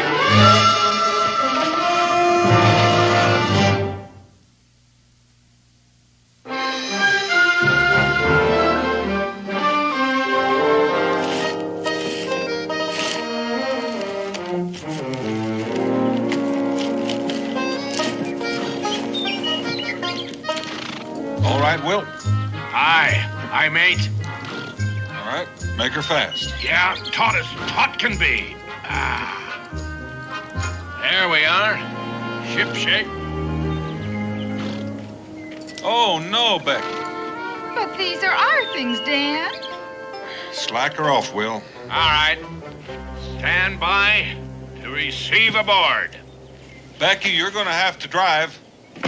Will and I'll have to walk alongside to steady it. Yeah, if we run into rough weather, we can throw out a sea anchor. Come on, boy. Square deal. Fly with me. Oh, you have no principles. Yes, a deal's a deal. All right, move out, Becky. Yep. Well, after you visit the Boonesboro, you're going to go back to sea? Well, we haven't made up our minds. Buccaneering's pretty played out as a trade. Well, you can get some money from Lloyd's. You could buy a store in Boonesboro. Afraid I wasn't cut out to be a storekeeper, mate. Oh, I don't know, Will. A retired buccaneer with a talking crow for a partner? Well. Deal's a deal.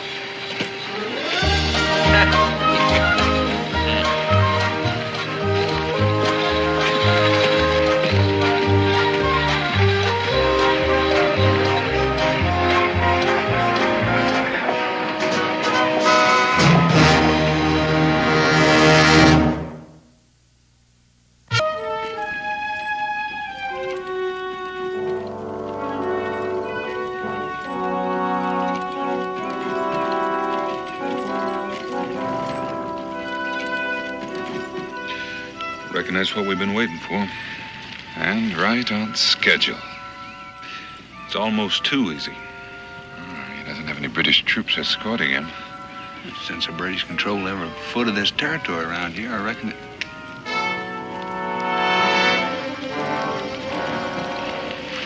Shawnee? Yeah. Well, that's something we didn't count on. We are the British.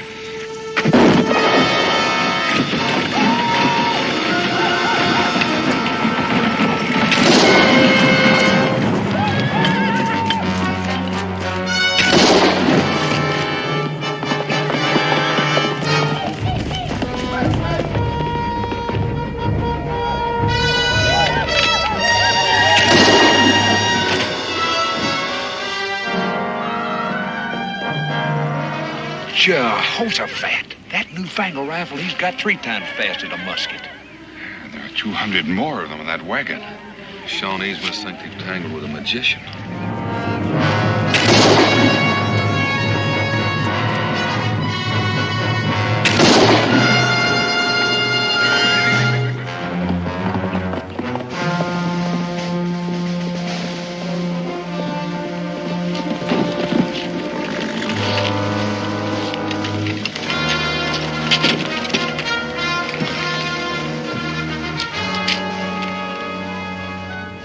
move, Major. I wouldn't do that, Major. I don't want to have to shoot you.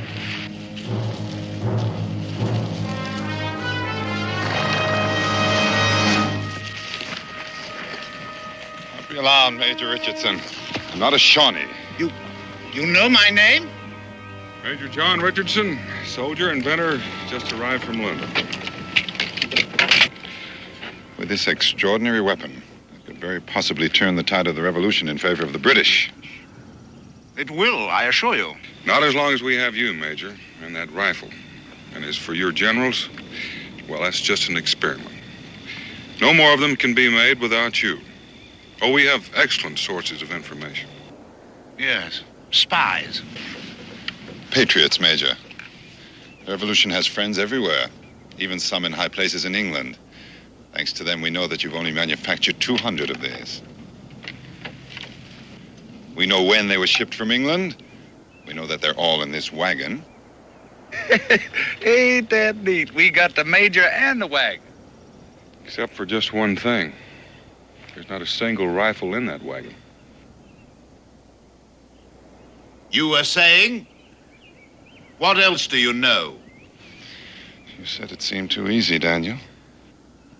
Those rifles are where they'll do what they were designed to do. To kill so many of you rebels that you'll be forced to abandon this foolish insurrection. My rifles, gentlemen, are in British hands. Your little adventure has failed.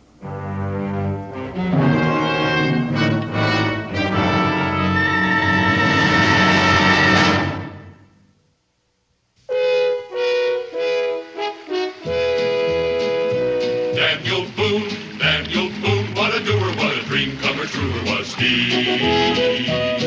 From the coonskin cap on the top of old Dan to the heel of his rawhide shoe, the rippin'est, roaring'est, fighting'est man the frontier ever knew. Oh, Daniel Boone was a man, yes, a big man, with an eye like an eagle and as tall as a mountain was he.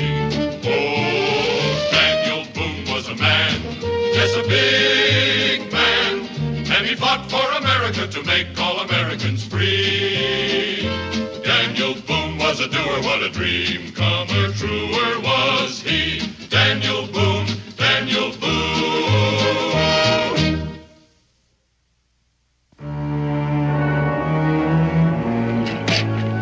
I never saw so much foolish stuff for a soldier to be carrying.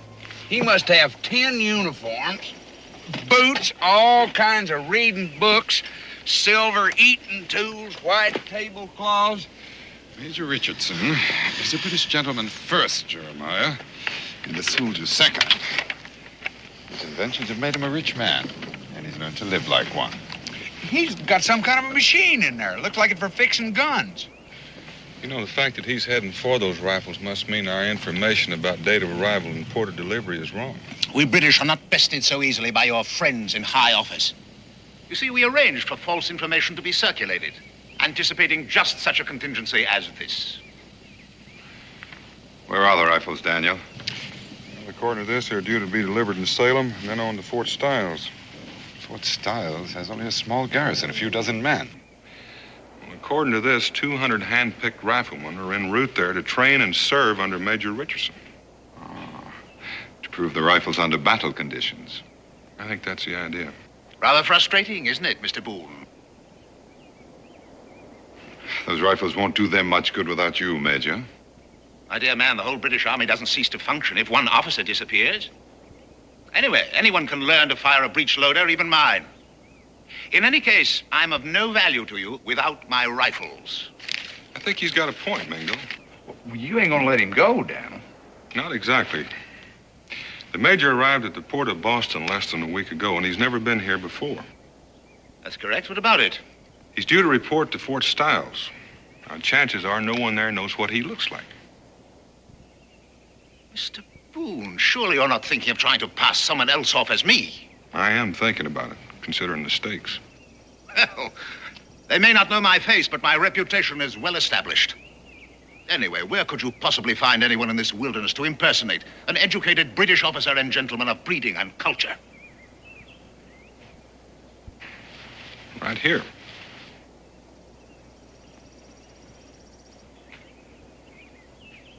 This savage? Well, this savage, Major, is a graduate of Oxford. And as for your reputation, you may have difficulty living up to it once Mingo is impersonating you. Now, let's get out of this opening. We've got some work to do.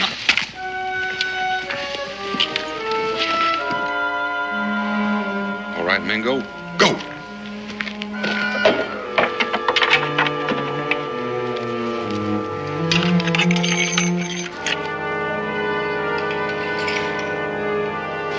You don't actually believe he can learn in a matter of hours the skills of a lifetime, do you? I think he can learn well enough, Major, to fool anybody but you, and since you won't be there to call him on. Done. First rate, Mingo. Now let's work on firing.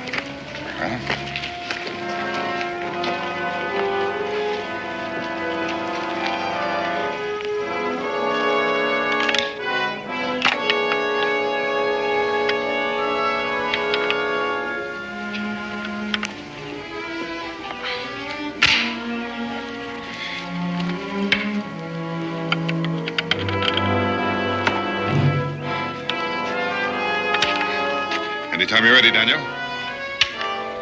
Fire.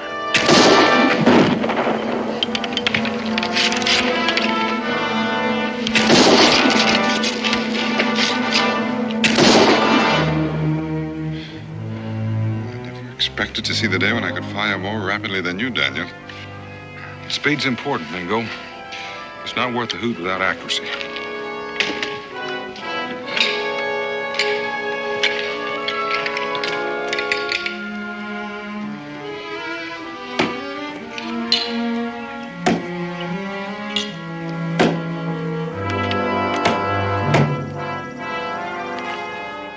At the same speed.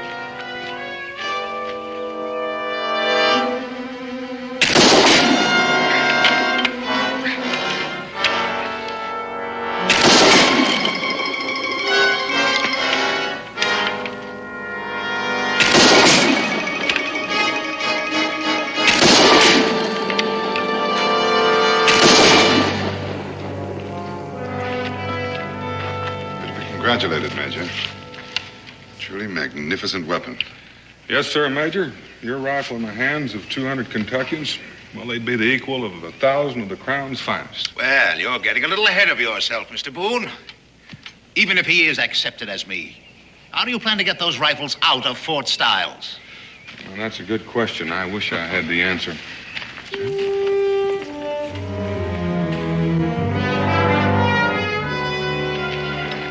By golly, Mingo, it suits you.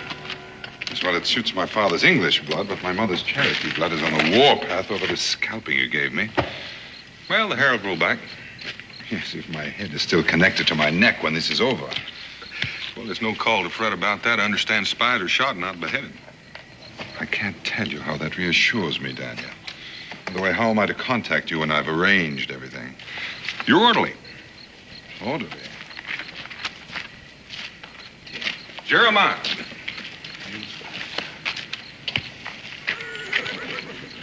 Well, you reckon I'll pass for an Englishman? You will if there's a place in England called Kentucky. Huh? From now on, you're going to develop a sudden case of sore throat. Sore throat? The minute he enters that fort, he's going to go mute. Is he trying to tell me I talk funny? Oh, he meant no offense, Jeremiah. It's just that you speak a little peculiarly for a British red coat. Daniel, do you intend to remain camped here? Mm-hmm. Aren't we a bit close to Fort Stiles? I know that. But it shouldn't take you too long to figure a way to get those rifles out. The Major's wagon should come in handy. You can get word to me by Jeremiah, hopefully by morning. There's liable to be redcoats swarming all over this place come daylight, and there may even be patrols through the night. Major, I'm going to have to ask you to change your uniform. I will not, sir. Well, either you take those clothes off or Mingo and I are going to help you. Jeremiah's clothes should fit you just fine. Those filthy buckskins? Impossible. Well, now, Major, a bound and gagged prisoner in buckskin would look a lot more natural to a British patrol than a trussed-up gentleman shivering in his drawers.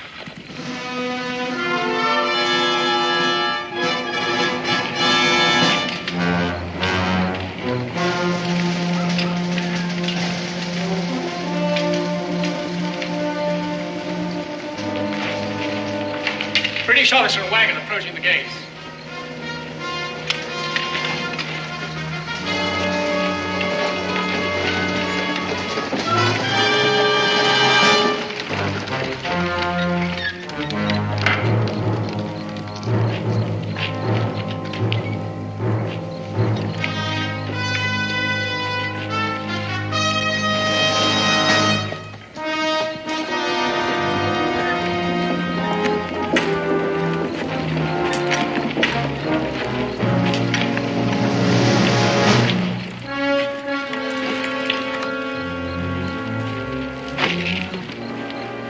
You must be Major Richardson. Colonel. I insist that you inspect my papers, Colonel. Yes, of course, but I have been expecting you, and there's several... Well, then I presume that my quarters are ready. Yes, but I thought we'd have a little talk first. Where are they? Well, you're in the same building with me.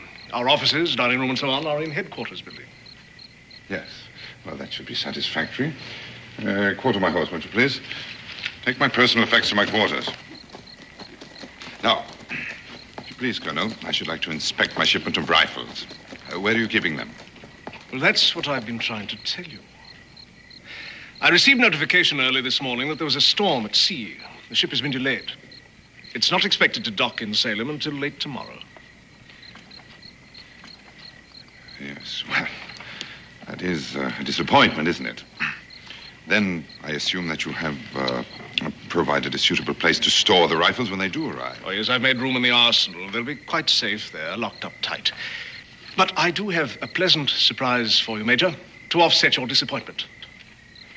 Oh? Yes, your 200 riflemen on their way here will arrive under the command of Captain Halstead. Captain Halstead? Barnaby Halstead. I understand you're old school chums. Oh, you mean that? Captain, of course, Captain Halstead. Yes, well, delightful. Come along.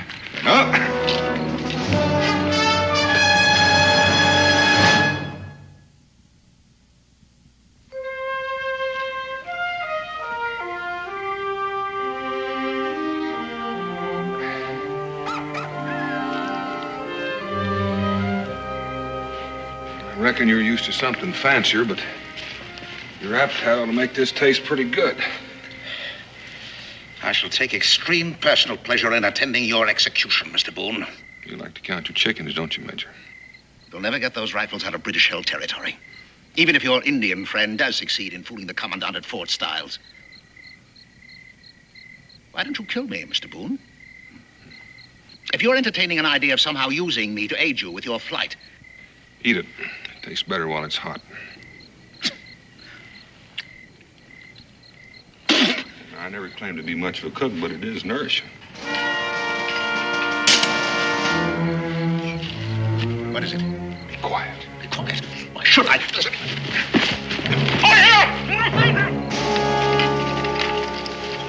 You hear something? That I did. Like someone shouting for help. Seemed to come from that direction.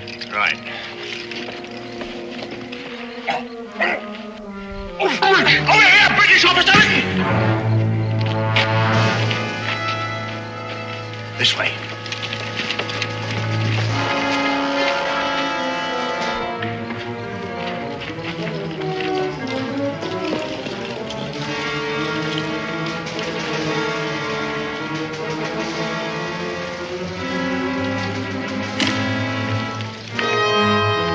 Over there. Spread out.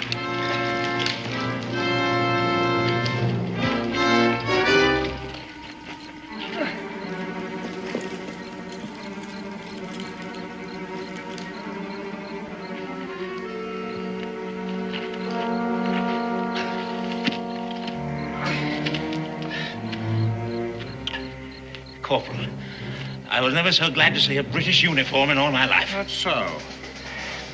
See, some rebels. They made me prisoner. And who might you be? Oh, the clothes. I'm Major Richardson, Corporal. Major John Richardson. Some rebels captured me. But if you'll be good enough to untie me... Yeah, I'll untie your legs, all right. So you can march at the point of my musket. You're making a terrible mistake, Corporal. Well, one of us surely is, mister. Major John Richardson arrived at Fort Stiles an hour ago. Fool, that man is an imposter. Well, that's for the colonel to decide, not me. Now march, mister.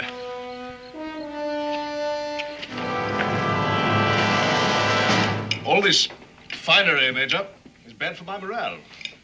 Makes me feel a bit homesick.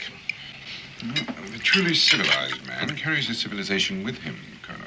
I, for one, should find it unbearable to have to live for very long as the primitives in this country do. Well, then I must apologize for the plain fare my orderly prepared for your palate. No. I'm quite well aware of the difficulties in finding a proper cook once one leaves England. Which is precisely why I found it necessary to bring Chester here as my orderly. Not only is he an excellent soldier, but an accomplished chef as well. Isn't that so, Chester? Perhaps you'd better not try to speak. Your vocal cords will never heal. As soon as we're settled in, I'm sure that Chester will take great pleasure in delighting you with his skills in the kitchen. What exactly happened to his voice? Dust along the trail, I expect. Inflammation of the throat. Chester, you see, is accustomed to the more salubrious climate of our homeland. And his health, I fear, is rather delicate.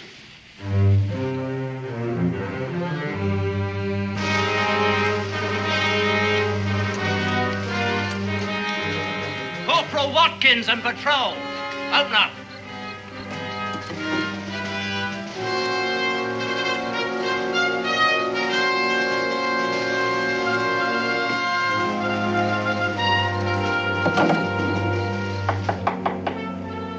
Come in.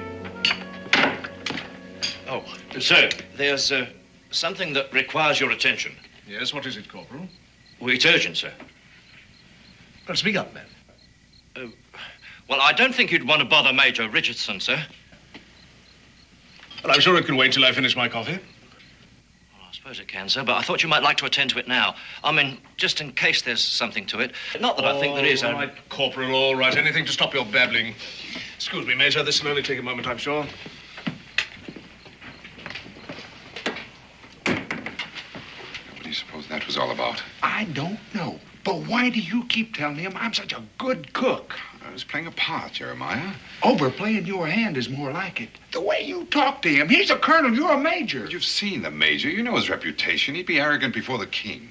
Maybe, but if I do any cooking for him, you're going to have a sick colonel on your hands. That might not be such a bad idea. Look, we've got to get word to Daniel. Tell him that the rifles won't be arriving until late tomorrow and that a friend of the major's is due here. I can't just walk out of this fort. No, I guess you can't.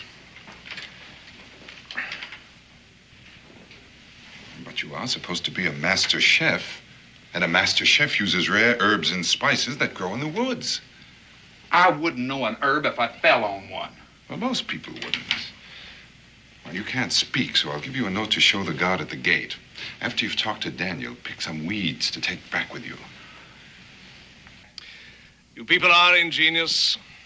You know, your story is so ridiculous, I'm almost inclined to give it some credence. Well, why do you suppose I was tied up? And why did I shout for help? Well, certainly the corporal told you that... that... have to do better than that. Anyone can tie a rope around his legs and shout for help. The corporal surely told you there was another man there, the one they followed. Yes, and lost. Your accomplice in trying to convince us of this nonsensical story. For what reason?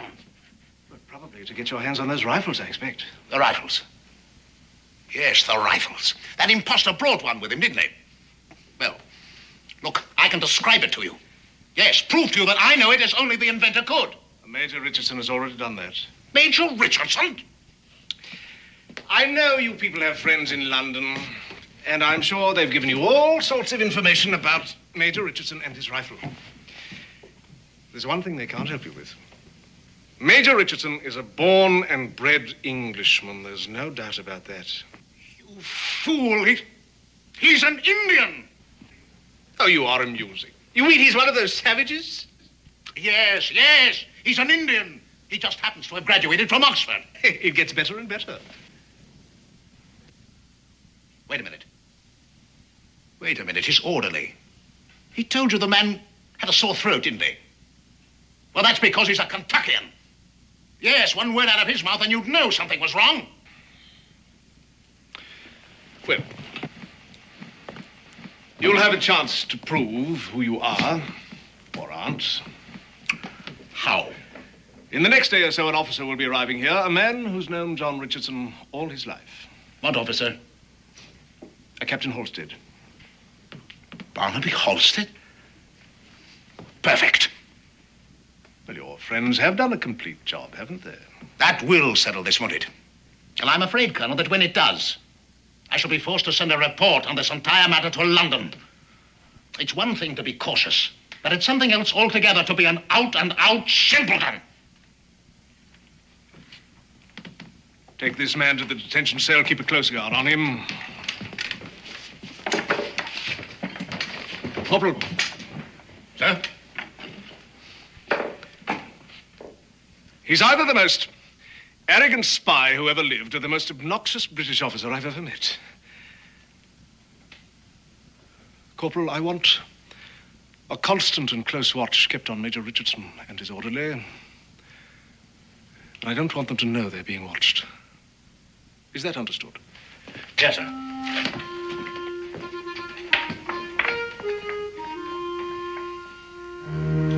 Well, it appears to me that the longer we keep up this play acting, the more apt we are to stick our foot in their mouth. Now, if them rifles don't get here pretty soon.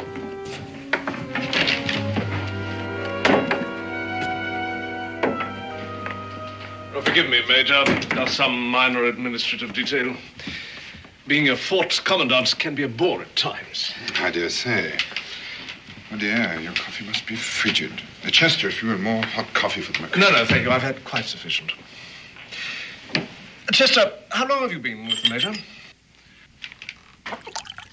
Oh, poor chap. That throat must be as raw as fresh-cut beef. 2 years, Colonel. He was assigned to me directly after I received my commission.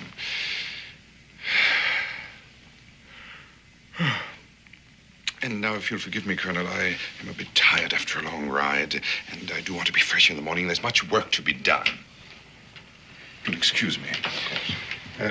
You can tend the table later, Chester. I'll need you to help me in unpacking. Good night, Colonel. Good night.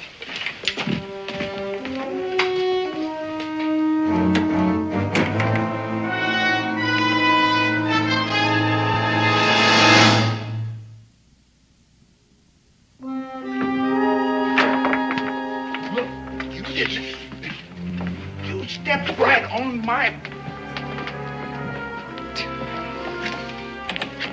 You know you pretty nigh broke my toe. You were going to answer the Colonel, weren't you?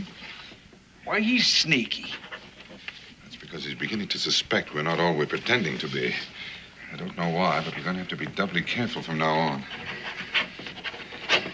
I should pass you through the gate. Now, tell Daniel about the delay in the rifles and so forth.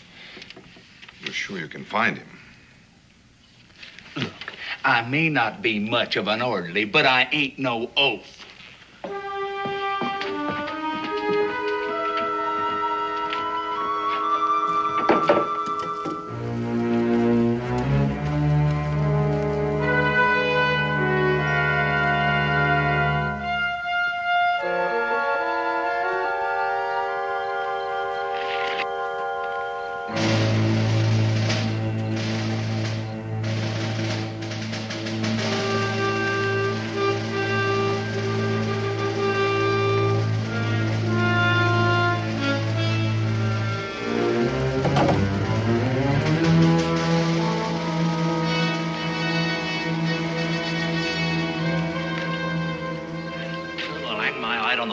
Lose him. Track him by moonlight's well now impossible without cat's eyes.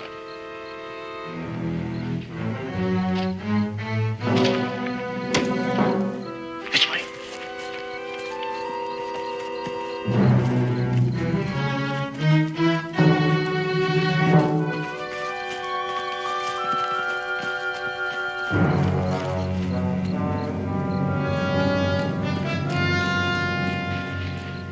The Colonel didn't say anything to Mingo about Richardson. And the fact that he's got them redcoats on me. Oh, he's got his wind up all right. Are you sure you got them off my trail? If those rifles weren't so fired important, I'd say you and Mingo ought to get out of there right away any way you can. You know something? I think Mingo's enjoying that play acting so much, he wouldn't leave unless you drug him out of there. Dan, have you got a way figured to get them rifles out of there once they get them in there? No. You say those rifles are due to arrive tomorrow afternoon? But that's what the colonel said. And the major's friend, Captain Halstead? That's tomorrow night or the next day. We still have some time left. If everything goes according to schedule. And so far, it ain't. We've got to prove to the colonel that Mingo is Richardson beyond a doubt. That's impossible, ain't it? I'm beginning to think so. Look, you better get on back and don't come out again. We can't afford to make that colonel any more suspicious than he is. Almost forgot.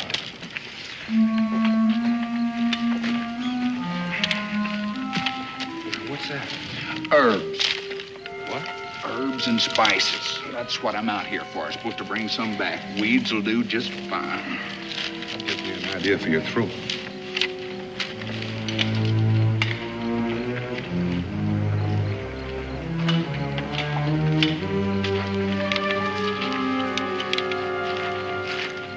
Them herbs? No, it's more like red pepper. Chew it and swallow it. Makes your throat red and inflamed. Look, Dan, if I don't come out of that fort... Don't come out. Unless there's an emergency or unless the rifles have arrived. By the way, you might let the redcoats pick up your trail and follow you, and that way you'll seem perfectly innocent. You know what? I gotta hand it to you. You think of everything.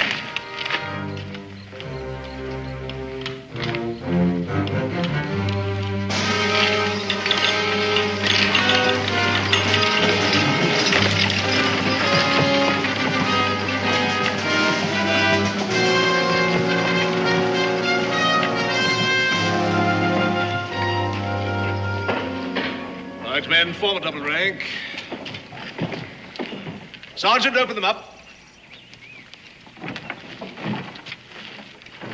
Well, this must be a big moment for you, eh, Major? It is, indeed. Sergeant! Through that axe. See, Colonel, I want to be absolutely certain that the rifles weathered the sea voyage successfully.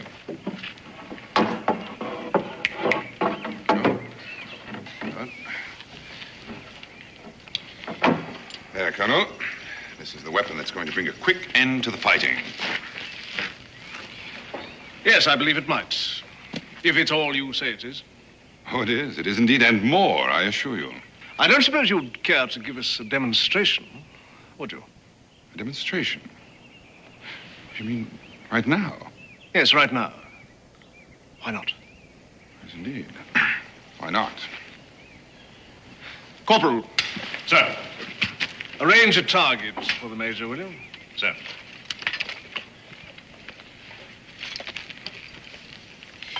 How do you want me to fire the rifle, Colonel? Standing, kneeling, prone, or on the move? On the move? Yes, you see, that's one of the distinct advantages of the Richardson rifle. Well, the choice is yours. Yeah, very well, Colonel.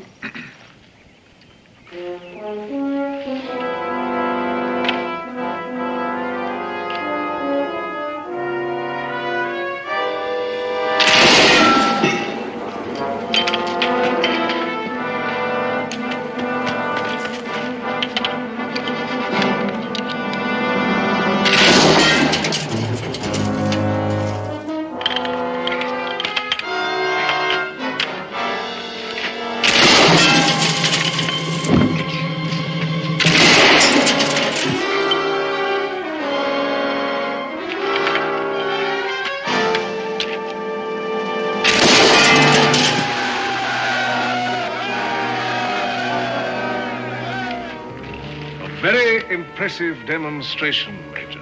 Thank you, Colonel.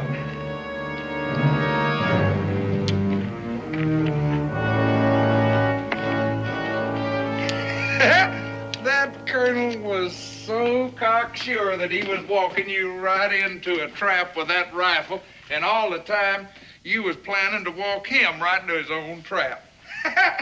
Oh, it warms the cockles, Mingo. I do say. Well, the important thing is he's just about convinced that I really am Major Richardson. That should give us a little more freedom to work something out. Now, if nothing else happens to arouse his suspicions, we might be able to...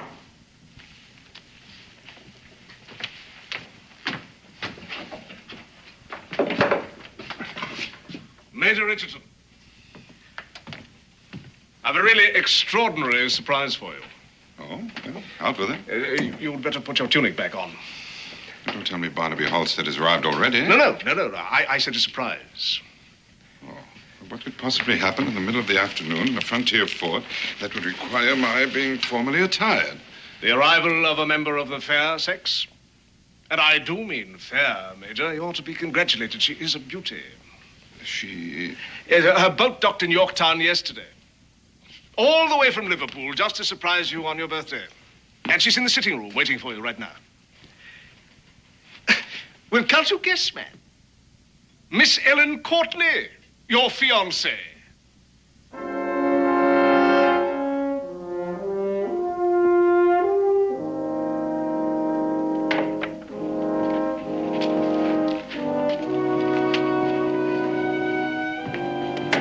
Miss Courtney?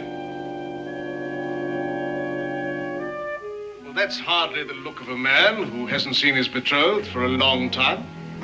A surprise, Colonel. Merely surprised that she'd come all the way to this wilderness.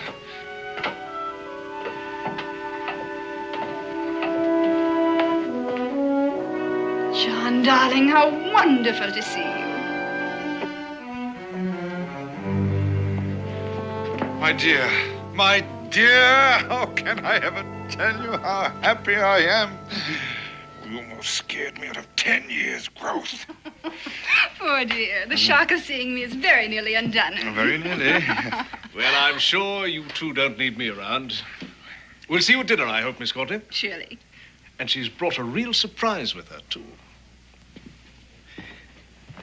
Oh, Chester, Sergeant Miller, who brought in the rifles, has potions and ointments for all sorts of ailments, and he knows a bit about medicine, too. I told him about your throat. He's waiting in the North Barracks to have a look at it now.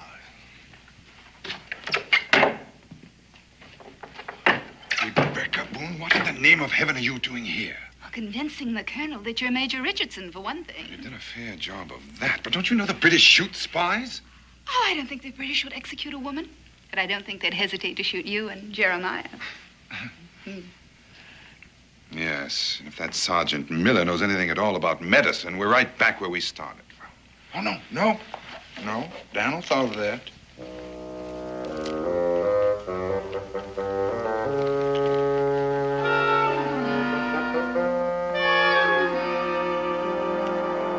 I'm on fire. I am burning up. Good. Now's a fine time to show your throat to the sergeant.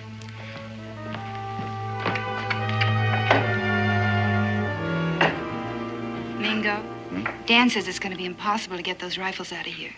Yes, with that Captain Halstead and 200 British soldiers due here any moment, he's probably right. But he does have a plan for the rifles and the major. Speaking of Daniel...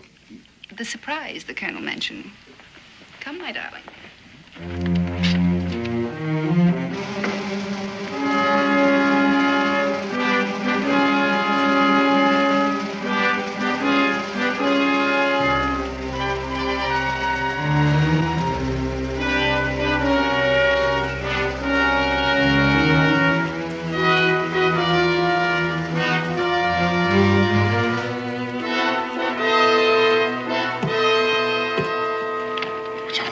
The surprise.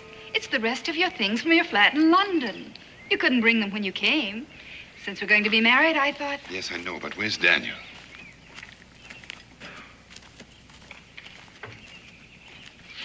You mean... It's a bit cramped, but he'll be coming out after dark. You said he agrees we can't get the rifles out. What is all this? Well, he doesn't want the British to have them either. And as long as they have Major Richardson, they can manufacture more. Yes, but what are we supposed to do? Of course, darling, we'll have to buy more things. But you'd be surprised how comfy it'll be when I get it all fixed up. Yes. Colonel, can't men be difficult? Forgive me for interrupting. But I've just come from the barracks, Major, and that orderly of yours has a fierce-looking throat. However, Sergeant Miller tells me that he has a swab he's sure will clear it up in no time. He assures me that Chester will be having his voice back in a matter of hours. Oh, I am glad to hear that. Major, I didn't break in like this to tell you that. Not principally, anyway. Well, what is it, Colonel? I want to apologize. I've been keeping something from you out of, well, mistrust is the only word, I suppose. Mistrust, Colonel? Of me? Yes. We captured a fellow, a very convincing talker. Obviously a rebel spy who told a wild story and claimed that he was you. And that you were an imposter. But surely you didn't believe him? Well, no. At least not at first. But he knew so much about you, about your rifle. He even knew Captain Halstead's first name. Fancy that. It only goes to show how devious these colonials can really be. The audacity of the man. Well, that didn't really convince me. But when he said that your orderly had a sore throat, or at least was feigning a sore throat, well... I see, of course. He was spying on us on the trail. You're perfectly right, Colonel. We must all be vigilant, constantly. You're very generous, Major. Not at all. Colonel, what will happen to the man? The spy? Well, he'll face a firing squad. When? Dawn tomorrow. Well, that's all right. Pardon? I mean, I'll be back in my room at the hotel in Salem. I wouldn't want to see. Of course. Well, dinner, then? Horace. Oh, I almost forgot the best part. He insisted that you were an Indian. An Indian? I? An Indian? Can you imagine? Fancy that. That is amusing. An Indian, I? An Indian.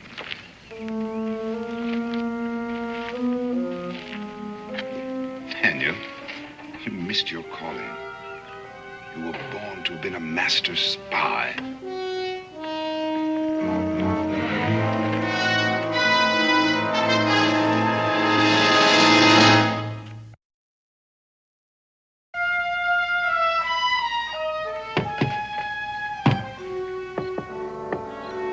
Daniel, it's time.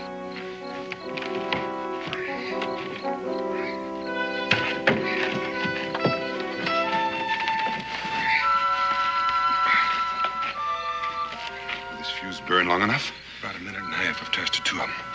Where's Becky? Inside. I'll need about 10 minutes and then get him out of here. Right.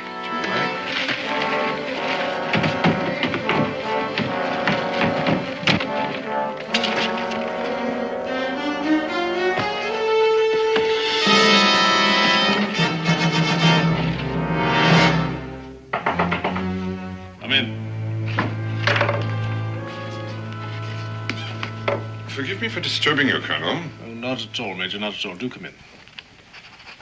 Since he's to be executed in the morning, I should like to question that fellow who claims to be me. I think we should do everything we can to find out where, how, and how much the rebels have learned concerning our plans for the Richardson rifle. Well, I doubt he'll talk, but it's certainly worth the effort. Matter of fact, I'd like to be part of it. Excellent, Colonel.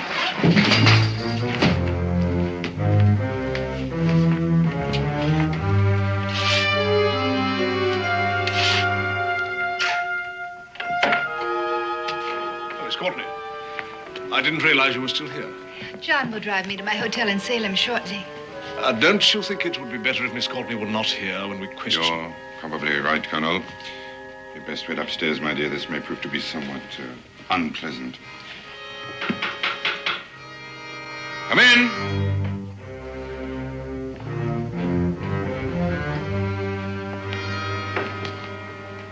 So, this is the fellow who claims to be Major John Richardson.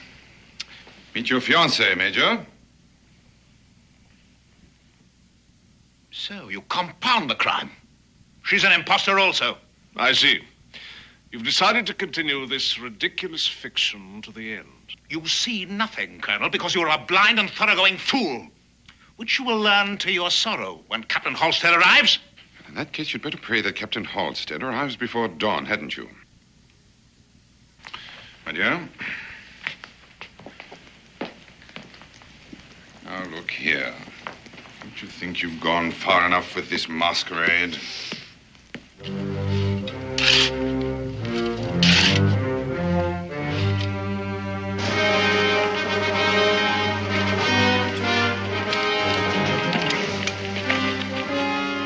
Captain Halstead, Corporal. Yes, sir. The colonel's expecting you. But the troops, sir, we thought you were coming with them. Bivouacked half a mile down the road. Well, I'll tell the colonel you're here, sir. Don't you see how pointless this is? Now, I can't promise you clemency, of course, but if you tell us... Come in. Oh, sir, Captain Halstead's arrived. Well, show the captain in, Corporal. Yes, sir. Are you going to tell us that Captain Halstead also is an imposter? John, what in the world are you doing in those clothes? Behind you, Barnaby! Don't! Captain, if you join the major there, I prefer not to shoot you, Colonel. At last you can see with your own eyes what a fool you've been. Rebecca!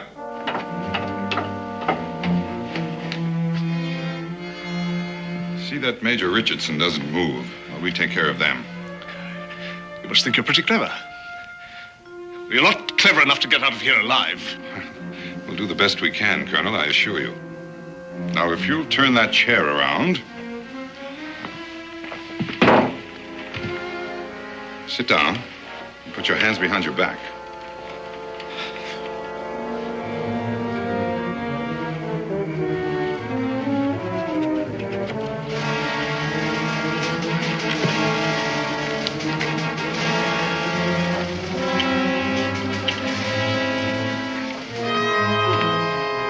Why, you ought to be grateful, Major.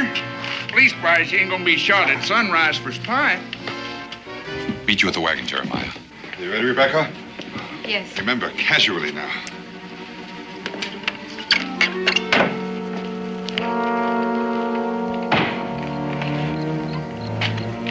Evening, Corporal. Sir, shall I stable the captain's horse, or shall I leave him here? Captain Halstead will be a while. He's tied up with the colonel. Thanks, sir.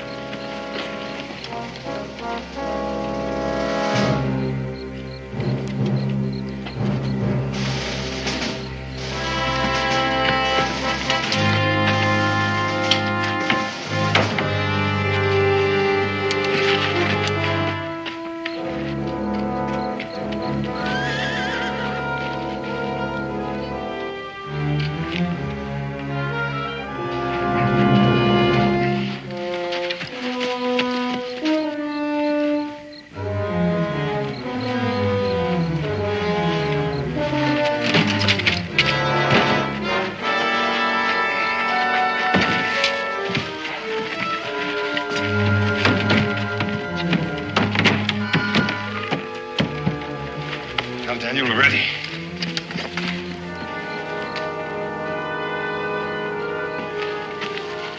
You ready? Right. You say that fuse will burn for a minute and a half. You sure it'll blow up all those rifles in there? When that gunpowder goes, those that are not blown up will be burned to cinders.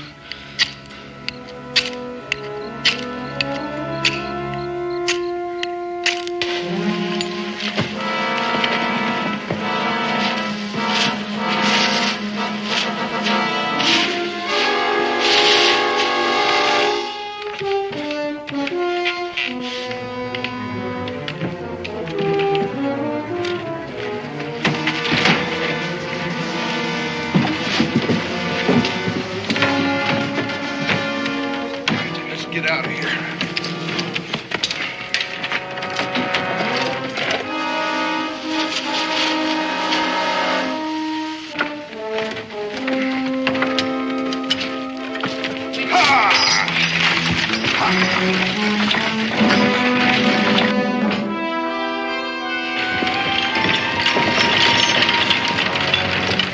Nice night for a ride, sir?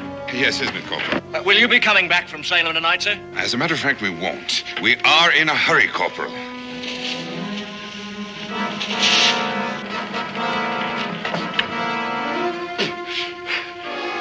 Corporal of the Guard! Corporal of the Guard! Stop those people!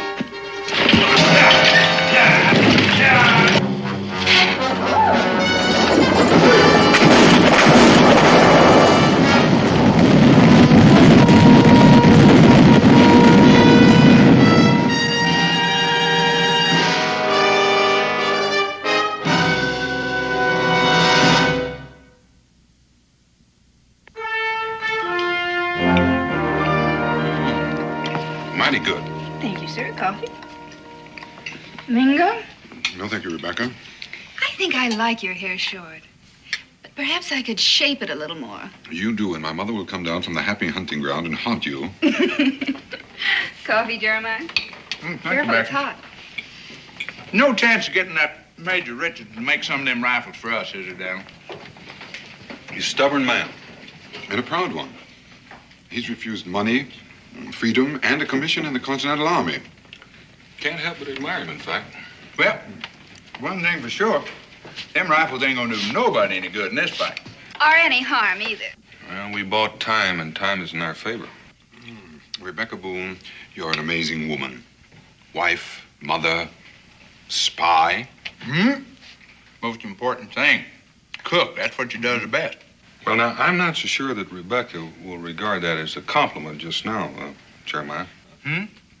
Well, for one thing, we never would have escaped alive from that fort without her. Never mind destroying the rifles. That makes her a heroine of the revolution. A little more exciting than being a frontier woman.